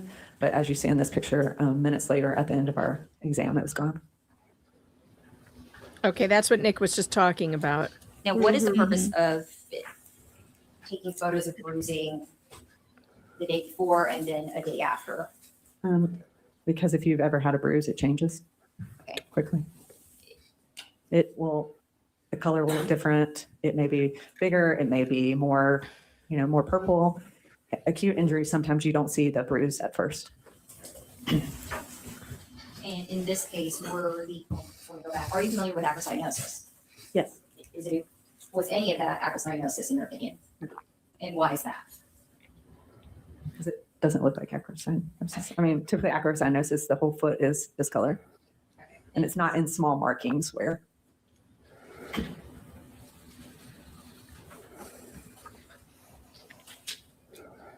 So in your opinion, the markings to the bottom of her feet and her leg, in my experience, it looks like pressure to the skin. Nothing further. Really? That's not what it looks like to me. Pressure to the skin. She says that the bottoms of her feet looks like putting pressure. Okay, this is it. This is what we've been waiting for. God. Okay. Here, all right. now, do we have? They were late. Yeah, they were late. But I instead of getting it for free, okay, wait, I got. What did you get? Nice. 2. Nice. Cool. Hell yeah. Excellent. Hell yeah. Let's see it. Let's do the unwrapping. I've ordered these before. How do I open it? This is going to make me hungry. Now I need a meat plate. Don't clip that, chat. I know what you're thinking, and it's all bad. But now I'm hungry because I'm watching this. This is not fair. Look at this. Oh, this is a proper shawarma kebab in bread. So it's to the brim. It's in the bread. Oh wow, nice, pretty good. So they just folded. They put everything in, folded over, and then also Mr. grilling the bread. I know Mr. Jingles is like, you had an extra one. This opportunity is like, wait a minute. They delivered 2 of these. Is that for me? Is that for me? He's like, I ordered one for me. I see you didn't do that. All right, how is it? We need a taste test. Did you just eat some of the paper? Yes, he did. He's a Viking. It's fine. Yeah. Oh, that looks really good. Is it good? Delicious. Oh, Is that the chat wants to know? Is that naan bread? Is that naan? No. Is that what that is? No. What kind of bread No, is it? Pita? It's just bread. I believe it's pita bread. Oh, pita And bread. then it's put into a heater. Oh, excellent. Almost as a waffle Like heater. a waffle maker. Yeah. Mm. Oh, that looks really good. That looks so good. Now I'm starving. Gosh darn it. Only one napkin. That's cheap. That's a mistake. So You're gonna need more than one napkin. when you first saw Emma Hernandez, it was on June 6th. Of 2023, right? Mr. Jingles Yes. almost done for it. Mr. Jingles is Mr. Jingles' attacks is on the bingo card. That could happen at any moment. I'm feeling like that is a definite possibility. I'm going to move your square up a little so we can make sure we're keeping an eye on Mr. Jingles so we don't miss it. And do you recall the time from the chart that you have? It looks like I started the note around 5:50, but likely I saw her prior to that. Hold on, let me see if I.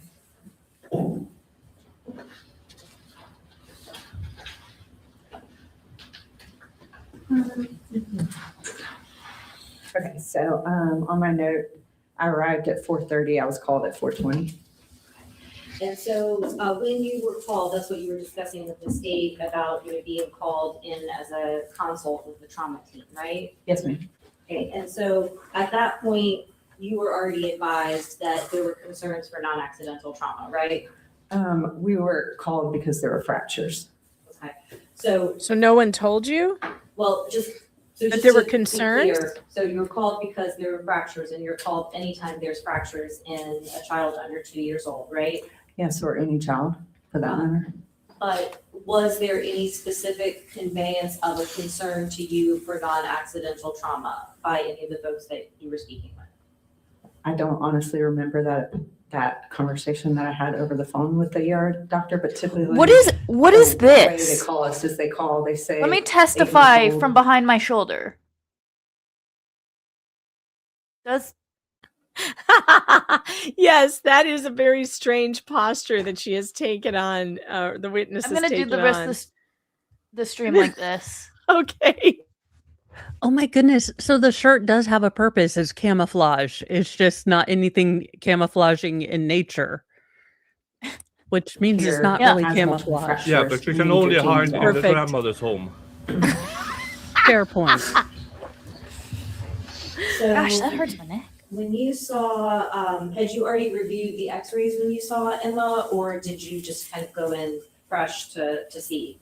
So after, I didn't review them until they called me, and then we look at them, and then we go see the patient. Gotcha. So you had already looked at the skeletal survey before you Mr. went and Jingles physically saw it. he's making his move. Dang it, he decided not to. I believe that I looked at the tibia, and we recommended the skeletal. There he Her goes. whole demeanor and posture changed. So you just looked at the tibia? I believe, hold on 1 second. I think it was the tibia and the femur. Yeah, Mr. X-ray. Jingles asked nicely though. We can't say it was an attack. It was a nice ask, right? I'm sorry. So yeah. When It he was gets a finished skeletal with that survey fight, because- it'll be an I'm sorry. attack. There was Maybe. her leg was Oh, here he's swollen, back. so they He's back. automatically, the ER doctor ordered the skeletal survey. And in that case, the skeletal survey shows all x-rays. So it would be like doing a tibia and I'm tibia calling it. femur. Mr. Jingles Well, so attacks. I just noted, so in the report that you produced, which obviously you build a very good record of all of this, Uh-huh. and we appreciate the detail that you put in. And so in your note, you did note that the skeletal survey was concerning for healing fractures, not that they were present. Was that because they hadn't been sort of formally diagnosed? It was just still an area of concern? Likely. The radiologist may not have read it yet, and I don't remember the timing, to be honest. Okay. And it's also, the same language is used in terms of the leg fractures, the classic metaphyseal lesions. Is that Coach Hudson? Sorry, I just want to make sure I'm hearing No, you. it's okay. So the skeletal survey, it doesn't say she had these fractures. It says these are concerning for the possibility of, right?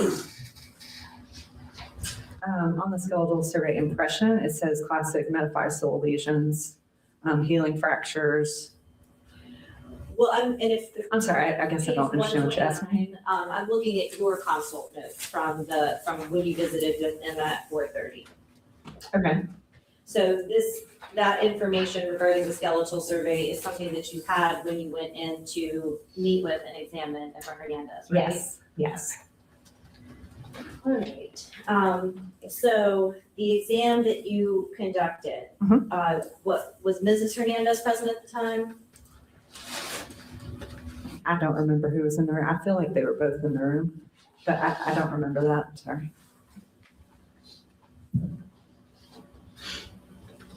I believe Miss Hernandez was in the room because she's the one that showed me the picture of the ear.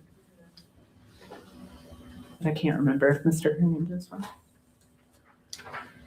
And so when you were conducting your exam, it was a physical exam, right? I mean, you have a lot of experience as a nurse practitioner, so you have probably examined thousands of little 3-month-old babies, right? Yes.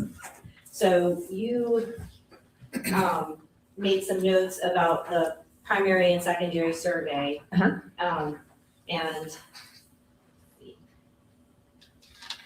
And we've got a lot of kind of no problems, right? About the head, ENT, nothing going on there.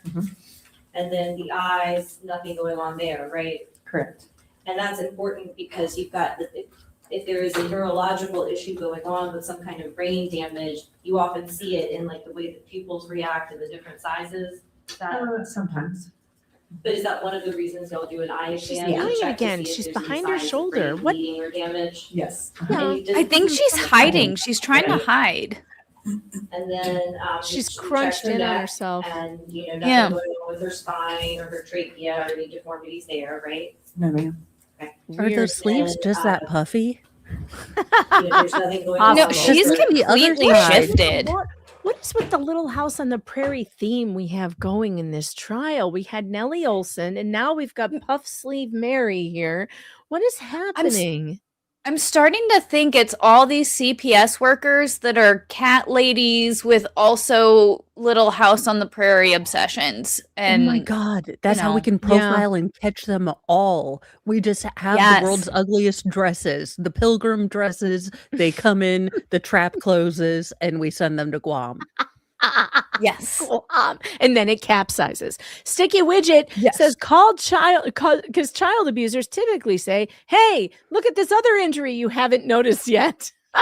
Right? That's the part of this story that bothers me so much is like, and then Matt Hernandez took out his phone and showed us a picture of the bruise behind her ear. Like, well, why would he have done that if there was no bruise at the time? Why would someone who bruised their child's head be like, hey, look what I did last week? Here, what? None of that makes any sense. God, Nick, I have to play the pee break video because I need to go get food now. I'm starving, and this is your fault because you're making it look so delicious. Now I'm just starving. I can't go on any longer. Finished. Without. Yeah, but you've got another one there. Yep. I'll say that for later. All right. Well, I'm gonna let everyone take a pee break, and we're gonna. Yep. I think I have to hide the other one because Mr. Jingles is on the floor looking into the bag. Yes. Of course he is. He wants more of that. But yet again, I can't find my pee break song. Why does this keep happening to me? Why is it that I can't find it? I guess I'll have to play something else if I can't find it. But it should just be there. It's not there. Megan presses the wrong button. All right. Well, Megan can't find the right button. Everyone likes Megan this can't one. find her button. Nick demonetizes chat. All right. I'm gonna play a different song. It's not the pee break song because I can't find it. But don't go anywhere. The show is not over. Do not leave. I'm going to put up the do not leave banner. Actually, that's the wrong one. I want the one that goes across the. There we go. There's the banner. I will be back. You guys have about 3 to 4 minutes, and we'll be back. Why is there no sound? Oh, clearly this is the wrong video too. Wow. I heard it. You did? I heard it. Yeah. I can't hear it. I can hear it. Yep. That's weird. All right. As long as you guys can hear it, I guess we're all good. All right, I'll be right back. Dear Bruce, go flock yourself, Bruce. Don't email me again. Serve me or shut the flock up. Dear Bruce, go flock yourself, Bruce. Don't email me again. You may serve me or don't, but shut the flock up and leave me alone.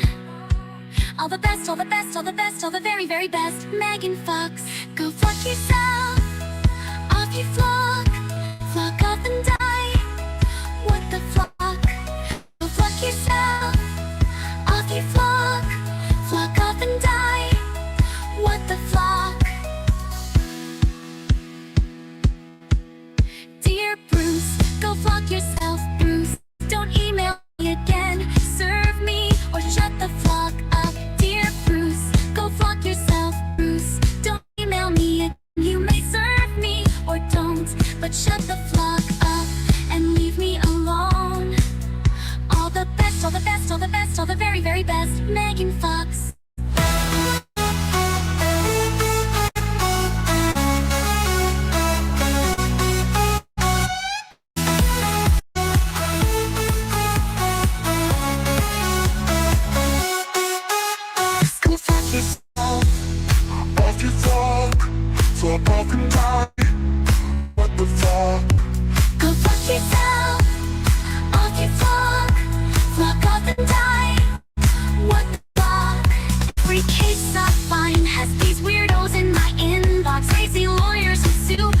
Should be locked in a zoo. It's a free parade and sick of their games. Going fit over speech only makes them look weak. There's only one response for these weirdos in my inbox. Go fuck yourself. Off you flock. Flock up and die. What the flock? Go fuck yourself. Off you flock. Flock up and die. What the flock? Dear Bruce, go flock yourself, Bruce. Don't email me again. You may serve me or don't, but shut the flock up and leave me alone. All the best, all the best, all the best, all the very, very best. Megan Fox. Flock off.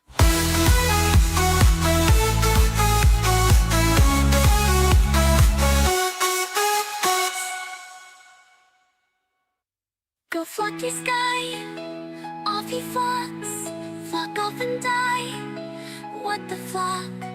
Go flock yourself, don't ask why.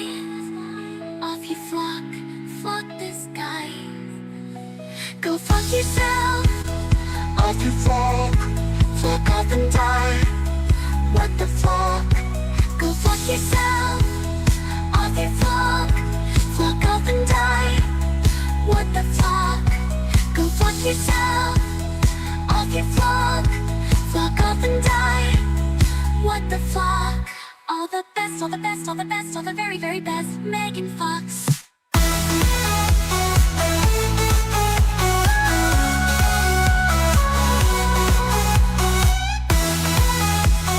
This flocking guy.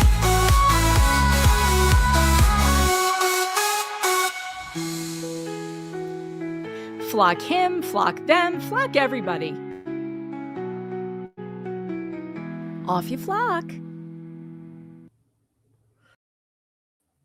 All right. We're back. We are back. I've got a snack. I don't know why the sound is weird. I'm sorry, chat. I have no idea what's going on. I couldn't even hear it. But whatever. We're back. Let me change the banner. It must be a StreamYard problem because normally I can hear it just fine. All right. Banner is back. Court is back. You checked her chest, and her respiration was fine. Equal breath sounds. Nothing wrong with her breathing. Okay. So somebody else had suggested that she had any labored breathing at any point. That wasn't what you saw on your exam as an experienced nurse practitioner. I did not see labored breathing. Okay. And then you also found that her chest movement was symmetric, right? Yes. So it wasn't like she was favoring one side or seems to be having pain or stiffness on one particular side. Not at that time. No. Was there any time that you observed that on her? No. Okay. And please, if there is something that I'm asking about on this exam that then ended up being different on another exam, trying to be as efficient as possible with the jury's time. So please feel free to go ahead and bring that up. The second time I saw her, the consult in July, she had a runny nose and was kind of snotty. Okay. And the nurse, So she had a fucking cold. bulb suction her, but there was no chest, like her chest rise was equal. So chest rise was always equal on all the times that you visited her? That I saw her, yes. Okay. And you've also got that the chest wall had no marks and was not tender. Not in the first exam, no, or the second exam. So you're, actually palpating, touching Emma's chest and rib area to Correct. see if she's, cringing or pain or if you feel anything unusual. Correct. And you didn't feel anything unusual on her chest. Not at that time, no. And not at any Not at any time. Okay. And then you also mentioned no crepitus. Yeah. Could you describe for the jury this medical term? Crepitus is where you may feel some like bony changes or something moving in the chest. Say a child has like lots of broken, like very broken bones and that are acute, and you may feel like it moving in the chest. And so that, if there was some kind of, displaced rib fracture or large break, you would probably be able to feel that from your chest exam? Sometimes, but honestly, with babies, sometimes you can't feel it because they have that more of the subcutaneous fat on their chest. Gotcha. So So that is sometimes you kind don't of see. like a cushion. Yeah. All right. And so you did an abdominal and pelvis exam, which everything was normal there, right? Abdominal wall, atraumatic. Meaning I didn't see any. Sorry. No, No bruising or injuries to the stomach that I saw. Okay. And then you did a rectal and gastrourinary. Is that what the GU stands for? Yeah. And again, nothing going on that was problematic? Not that I saw. Okay. You did a back, you checked out her back. And spine, non-tender, no deformities there. Okay. And then you did, the neuro exam. And it says sensation grossly normal to touch throughout. And could you, I guess, put that into a little bit of plainer terms for us lay folks? So a lot of times with babies, like if you're touching both of their legs, do they move their toes on both sides? Like you're looking for neuro movement, neurofunction when you're touching all their extremities. Okay, so if there were some kind of damage at some level, it might show up in like different reactions on different parts of the body? Maybe. Okay. And then you also noted motor moves all four extremities equally, right? And so there wasn't any issue with her right leg moving differently than her left leg? No, I mean, she moved all of her extremities. I don't think with the right leg, the ER felt like she was moving it the same. I don't know. Let me not speak for them, but in my exam, the right leg was maybe a little bit bigger, maybe, but still moved all her extremities. Everybody measured it, and it was substantially larger. And now, and so like you had the pediatrician didn't notice it, and now here you have her saying it was a little bit bigger, not much. It was 3/4 of an inch thicker in circumference. That's a lot when a baby is like yay big. Yeah. And if you can't spot that, you might be in the wrong fucking field. And then extremities, no gross deformities, no open wounds, nothing's tender, like she's in any pain. It didn't seem to. And then there was no swelling or bruising that you... I saw no bruising on her leg. And not really, I mean,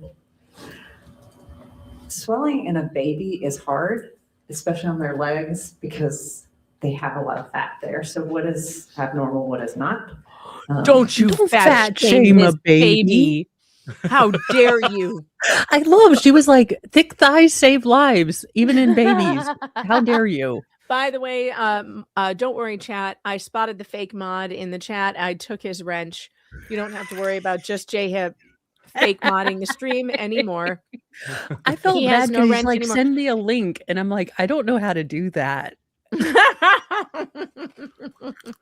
Jay, you don't Like, this want is to why be I'm here. a creator, not a mod. Yeah, I chat, can't you don't do have it. to put up with him anymore. I'm not going to send you a link. You paid MaxLab to destroy my stream the other day. Hey, Meg. Yeah. I'm reading over their indictment and their charges. Mhm. So on count 3, it was aggravated battery, family violence, and it's about her leg. And it states by rendering her leg and foot useless. Like, that's the charge. And what this woman just said. She just said she was moving her arms and legs. Moving her extremities. And so on count 3, which they had 4 counts, it was rendering her foot, leg and foot useless. Yeah, that never happened. So, that's what a grand jury is sitting down looking at what these charges are. That sounds really bad when you see it written like that. Yes, it does. But is that the charging document that the state doesn't want them to read out loud in front of the jury? Yeah. Yeah. Uh-huh. That makes sense. Yeah, that does make sense now. Pretty much the same to me. And so, and there's the past medical history section. I guess at this point, had you been notified about any irregularities in her newborn screenings? I have not, no. And you hadn't been advised about any anemia issues that that the mom might have had during pregnancy? Not that I remember, no. No pertinent surgical history. And then, so I did notice there's a note under immunizations where it says grits registry, the request failed today. With our system, like our CHOA system, sometimes if their grits, which is their immunization record, is in the state record, it will pull it into our chart. Okay. And so I guess, had you ever talked to her pediatrician, Dr. Chanduri, at this point or at any point? No. Okay. So you didn't Why know that wouldn't she they had talk gotten to her the vaccinations at person her. who have seen her the most? I don't get it. And again, who never saw anything when these fractures were supposed to be fresh. It's almost as if they didn't want to diagnose it by looking at history. A couple of weeks before at her May 18th visit to the pediatrician? No. And it just didn't pop up in y'all's record? No. Okay. And is there anything unusual about that? Or is that kind of something that just happens sometimes? I mean, sometimes there's a glitch in the system. It's still computers. You mean about it coming up, or? Well, I mean about it coming up, and then y'all gave those vaccinations to Emma again in July, I believe. Actually, Double The shot trauma team did not give vaccination. vaccinations. I don't know who gave vaccinations, but that was not our team. That, I mean, wait, what? Babies generally, when you get the first set of vaccinations when you're a kid against the more common baby diseases. Who vaccinated her? Who was it? Was it her? This becomes a big thing. Emma got her normal vaccinations with the parents at birth, and they kept up with whatever the doctor told them to do. They were doing that. But here, the problem is they couldn't pull up grits to look at to see what Emma needed. Okay. Yet they still gave her what they thought she should have at 3 months. And I know for a fact, because we looked into it during her care, she was given multiple doses of Hep B. Emma has her 18-year-old Hep B shot that they gave to her. Oh my God. Yeah. Now, what? To my recollection, that by itself, one time, no big deal, because it is what they call a dead virus. It just prepares the immune system for something like that. But if you gain it over and over and over again, then your immunity system gets overactivated. Yes. Plus, Nick. Yeah, autoimmune. No matter what issues. your stance is on vaccines, because everyone has an opinion on it. But you have a baby with bruises and marks and fractures, and by her own recollection, a snotty nose. Like, the fact that vaccines were giving during all of this time is just... You're not supposed to give, by the way, you're not supposed to give them when babies are sick. Yeah. And I know that sometimes doctors will do it, but if, as a parent, I would never allow it. Never. No, ever. because they are actively trying to diagnose this child. Okay, Yes. they claim But it's why would abuse, but they still check the other things, and that can be compromised by vaccines. And also, some babies get reactions that cause them to have flu-like symptoms and swelling, redness, all kinds of stuff that would get in the way of diagnosing what it was you were trying to diagnose. And Like, what why the are hell? you going to do it now? And why does she need so many? And DFAC gave the authority. Like, that's in her CHOA records. Nikki Cannon gives the authority. They always do this. Rachel Bruno's children were on a schedule with her pediatrician, and the very first thing they did when they took them into custody, and they only had them for a short period of time because they had to be given to the husband. The very first thing they did was give her son tons of vaccines, which Caught him were all the way up. Yeah, which were not in his chart properly. Like, his doctor had him on a wider schedule, but he was getting them a little bit further apart, and they just gave them all to him at once. So imagine the trauma of taking your 2-year-old or 3-year-old from your house. So from his parents, he's no longer with his mom. And then you give him 12 vaccines. That's how many he got. 12 vaccines in one sitting. This poor baby got. And his mom wasn't even there to hold him or help him or soothe him. I mean, disgusting. Yeah. It's disgusting. Just J-Hip, stop whining. So you lost your wrench. You've been timed out for 1 minute. If you keep the whining up, Rogue has permission to time you out for 5. Ooh. Stop the whining.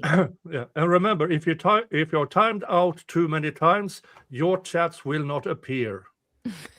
Right? Because me and Donnie Ann had that against each other. That I went into her chat and reminded everybody I reminded everybody I had more subscribers than her, and then she timed me out, and then so back and forth, and eventually, all my chats were, and I couldn't even super chat her. If that happens, I'll have to give him his wrench back. No, that doesn't help either, because she gave me a wrench. And I still didn't appear on her. Are you kidding? All right. Oh, wow. So be careful with the timeouting if you do it multiple times in one sitting. All right. Don't time him out anymore. All right, I'll give you your wrench back so that we don't have anyone timing you out just for spite. Gotcha. So you weren't involved in giving her another round of revaccination? No, ma'am. And since we have an expert nurse practitioner with so much pediatric experience, would there potentially be any problem with that was so... Rewind it, Meg. I want to hear it. That was like her just taking her and just like slapping her right. Holy shit! Prosecution gets smacked down, because that's on the bingo card. Is this a smackdown? The witness just got bitch slapped. And since we have an expert nurse practitioner with so much pediatric experience, would there potentially be any problem with re-giving the rotavirus, Hep B, pneumococcal, and the other? Would there be any problem with giving those in May 18th and then giving them again in June or July? That is not my area of expertise, so I would not be able to answer that. You're an expert nurse practitioner in pediatrics. Yeah. In her defense, they aren't taught anything about vaccines. So she's being honest. They aren't taught anything about vaccines. That's true. So wow. All they're taught is the schedule. Yes. And that they have to give them. Yes. Wow. Yeah, but now she will sound stupid because the state, this is our expert.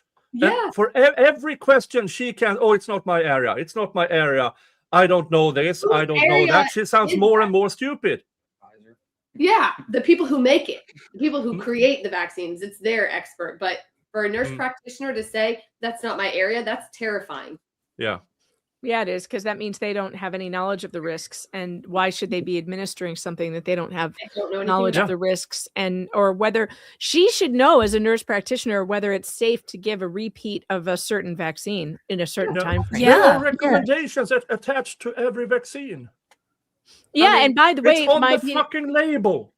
And it's also on the CDC website. If you can actually see which ones can be given and how long apart it's recommended. So she could have checked. Your mother was producing milk. And you said that vitamin D deficiencies are kind of an uncommon thing in your experience with breastfeeding? I mean, sometimes you'll see them, but it's not necessarily that you always see vitamin D. And then I think you talked about some of the labs you got, and I did want to check. So blood was drawn from Emma, or at least an attempt to draw blood was made in the ER on June 6th, right? Yes, ma'am. Did you know about any irregularities or problems that came with the blood draw attempt? I mean, I looked at the labs, but nothing was remarkable or concerning that we would do anything about at that time. Well, but were you aware of any issues with the actual blood draw process itself where her blood might have, there might have been a comment or a concern that her blood was too thick? So you weren't? No. Okay. No, I was not notified of that. Why did you have to be notified? How about reading her fucking journal? Seriously, what the fuck? She doesn't read. Doctors don't read charts. Look at the shirt she's wearing. This is not a reader. No. In her defense, she's colorblind and she thinks that's a black and gray shirt. Yeah, she watches reality TV. She doesn't read. No. Yeah. Of course not. High, and to you, that's kind of an indication of there's something going on and healing is occurring? Typically, yeah. Because you have high platelets, high fibrinogen, and high D-dimer all together. It makes me feel a little bit better when an experienced medical professional also struggles with some of these nerves. So, what was that look and move? Yes, it's a high level, but she has weird body language. What in the Kubrick is going on here? Maybe she has Tourette's. That's comforting. Oh, Meg, you're muted. Muted boomer. Muted boomer and wiggle wiggle itch cough. Bingo! Nice. And muted boom. Where's muted boomer on my card? Be here. I'll find it eventually. I do have to take off though right now. I'm going to take this quick opportunity. Mrs. Fluxx wants to take me out, so we're going to go out. Ooh, awesome. Sounds awesome. We're gonna end here too. I mean, I think we should stop. We've been going for a while. It's been almost 2.5 hours. I don't want to keep you guys here all day. It's a Friday, for crying out loud. So I think go ahead and go. I don't want Mrs. Fluxx to get upset. We'll see you, Fluxx. Thank you so much for being here. Bye, guys. Thank you. We'll see you later. And we will pick this up on. Well, actually, Jennifer, when are you going on vacation? Not till the 7th. So what day is that? That's not Monday, is it? What is it? No, that's Thursday.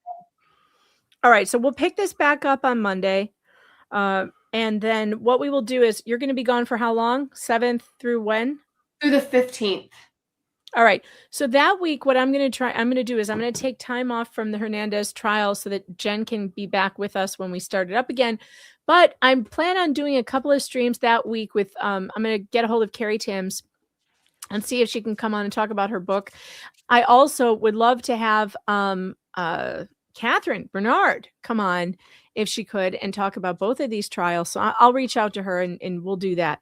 But we'll pick this up again on Monday. Before we go, Jeb, since you're here today, and I don't know if you'll be able to join us on other days, but you're always welcome to be here. Tell me, when did you get into filmmaking, and what got your attention to this story? Yeah, so I've been I'm a college dropout, so I got into filmmaking about Hey, me too. Yeah, so I run a production company in Texas. One of my close family members went through. It wasn't a medical misdiagnosis case, but it was a false accusation of abusing one of their sons, and that was. We got a front row seat to just how broken this process was. It took about a year, and it was the hardest thing that our family had ever been through by far. And so once that process had kind of settled down, I started just doing research on the history of like how could this possibly happen? How do you not have any rights once CPS gets involved? And so that took me pretty deep down the rabbit hole. And I actually saw a press conference that You Are the Power put on in May of 24. I think it was May, down in Camden County with another group of families. And so I reached out to Ryan and the team at You Are the Power at that point, and wanted to get involved. And so this is my 9th or 10th trip to Georgia since July of 24.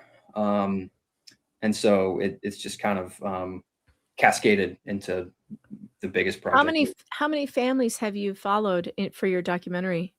5. So I've produced Holy cow. Yeah, so I've produced short documentaries for the Sullivan family, for the White and Clark family, for the Hernandez family, and then I'm working on what's turned out to be a feature-length film on the Timms family, and I'm working on another vignette for the Alexanders down in where are they? Down in Pike County. That was the young couple that was convicted and recently released from prison. So do you have any plans to put these together into one big documentary? How's that going? What's your time frame on what are you thinking? Oh, I hate this question. It is it's gonna be a lot. For the Timms, my plan for the Timms piece is to send it on the film festival circuit and try and get some publicity that way, and then kind of parlay that into some grant funding in order to make a full feature-length film. I know it's always the funding that is the problem with these things. It's impossible. One of my good friends is a filmmaker, and he has so many good stories, and just getting it funded is so difficult. It's almost impossible to make an independent film. You have to have big money backers, and it's just very hard. But I wish you the best of luck in it. I can't wait to see what you come up with. And if we can be of any help, obviously we're here to do that. If you need to get the word out, or if I can start a nursing home in Minnesota. I heard that. Revenue. Would you like to learn to leer? Well, thank you for having me. I appreciate it. I've tuned in a lot, as much as I can, for both the Timms coverage and for this one, and I appreciate you doing what you're doing. Yeah, I'm just so thrilled that there's been so much attention on these cases. I give You Are the Power all the credit, but also you for jumping in and doing what you can do to help. And your contribution to this has been invaluable. We would never have had this footage. We would never have been able to see these trials. And when this was going on in live and like at the time, before I knew you were going to be there, I was every day asking Jennifer, is there going to be a camera in the courtroom? Are you going to get a camera in the courtroom? Can you get a camera in the courtroom? She could tell you. I'm like, come on, get a camera in the courtroom. And then when you came on the scene, it was like, yes, we're going to have film of this. And that's so huge. Our court system needs to be transparent. And I believe cameras should be in all courtrooms. And so I just appreciate your dedication to being there every single day and filming everything. And in this case in particular, another thing I wanted to ask you was, in the Timms case, we were so annoyed that we couldn't see the arguments between the judge and the lawyers without the jury. Mm-hmm. And I'm so glad you got that in the Hernandez case. Was it the noise machine that they were turning on? Were they doing that when the jury went out too? See, that's so garbage. I don't know why they were doing that, because there's no reason for anybody to not hear it. It was the layout of the courtroom. It was the layout of the courthouse. The jury room was like separated by a door and a wall in County. Here, Forsyth, that courthouse is built like a fortress. They have so much space that they can just do. And so I think the most enlightening part in terms of the criminal justice system of this whole trial will come later during some of the defense witnesses, because I include, besides like, hey, let's just talk about scheduling and stuff, I include everything when the jury is out of the presence of the courtroom. And I love that. We love that when we cover trials. That's like one of the most important things that we see. It's even more important sometimes than even testimony is getting to see what the decisions are, how the decisions are being made. You know, you get to see how the sausage is made. And without that, we have these unanswered questions about, well, what was that fight about? And what about that motion in limine? And why was that evidence withheld? And I just appreciate that so much. You did a wonderful job filming, such great camera work. You didn't have any battery issues or anything. It was amazing. At least not that I could tell. I think we saw one time. Dr. Krieger, it cuts off like 90 seconds before. That was right. There are some audio issues where words kind of like don't sound how they sounded in the courtroom, because the sound system for Forsyth being such a big and expensive place was much worse than it was actually in Gordon County. Court audio, you'll learn it's terrible. It's the worst. I did my best with trying to bring all of the voices forward, but yeah. You did a wonderful job. I'm so thrilled with it. I've been wanting to tell you since I started watching your footage. It's just been amazing. So thank you for doing it, because it takes a whole lot of time and energy for you to be doing all of this, and a great expense, I'm sure, to yourself. You know, it's an act of love and sacrifice for you. So just thanks for doing it. And I want to follow. I definitely, if you have anything you want to get out there, you want people to know about, please let me know. Jennifer can give you my contact and make sure that we get that out there for you. Yeah, I appreciate it. And I'll finish by plugging Carrie Tim's book. I saw Carrie and Brady and Jameson last night, and got to see Carrie drop Jameson off at school this morning, which was awesome. Tough as a Mother, she's having a book release party on May 21st. If you're in the northern Georgia area, feel free to reach out. But yeah, everybody go grab that. Yeah, Tough as a Mother is out on Amazon right now. Carrie Timms has written a book about her terrible ordeal with the state of Georgia. And I want to get it. I want to get a signed copy. I'm going to have to ask her to send me one. But yes, everybody go and do that. All right, guys, that's it for me. Please go visit all of our guests, Mo in the Deep End, Nick Starro, House of Fluxx. Quite frankly, thanks to all of you people for being here, and Jennifer Williams and Jeb Kicker. We'll see you again next week. Bye, everybody. Tomorrow, my birthday stream. That's 3 right. PM. Starts at 3 p.m. Eastern. I'll be there. Be there, guys. See ya. Yeah. Mr. Ponton, I believe you have a filter turned on in the video settings. You might want to take we're a trying look. to, can you hear me, Judge? I can hear you. I think it's a filter. It is, and I don't know how to remove it. I've got my assistant here. She's trying to, but I'm prepared to go forward with it. I'm here live. I'm not a cat. I can see that.